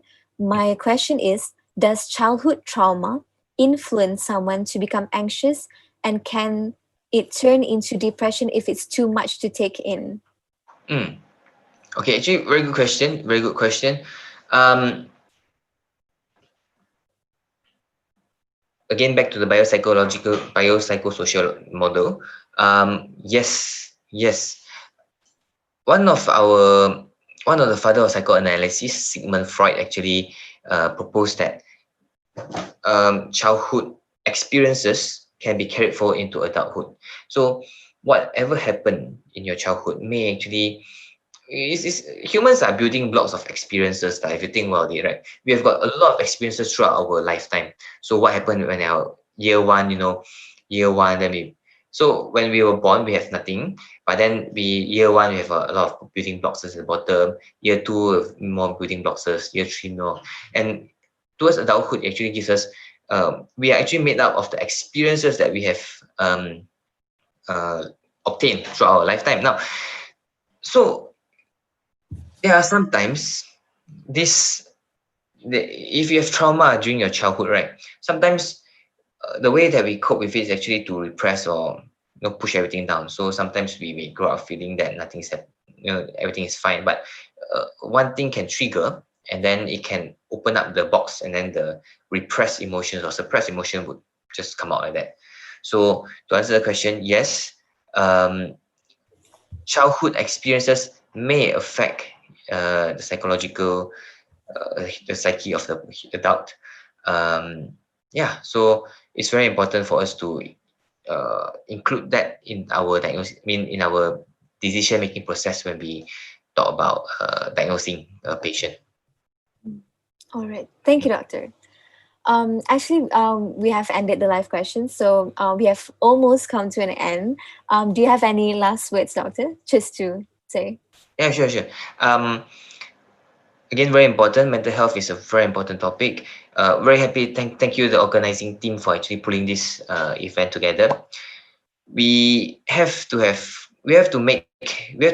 number one, raise awareness. We need to find ways to actually engage the public and to make conversations on mental health normal. So normalize these things so that everybody is able to speak up, able to share their experiences and their issues with people, so that they are able to receive help when they need. True. Mental health conditions is something that is affecting the community. We should be brave in terms of tackling this issue head. We should tackle this issue head on, and we should do our best so that our community would be able to to grow with a good mental health. All right. Thank you very much, doctor. To everyone, the committee will include Befrienders Hotline in the video description after this stream. And you can also see it on the DiPAC Instagram for information. Okay, so ladies and gentlemen, we have come to an end to today's talk. On behalf of the committee, I would like to express our gratitude to everyone for their participation in this event. And we hope that everyone would have a better understanding to its mental health issues.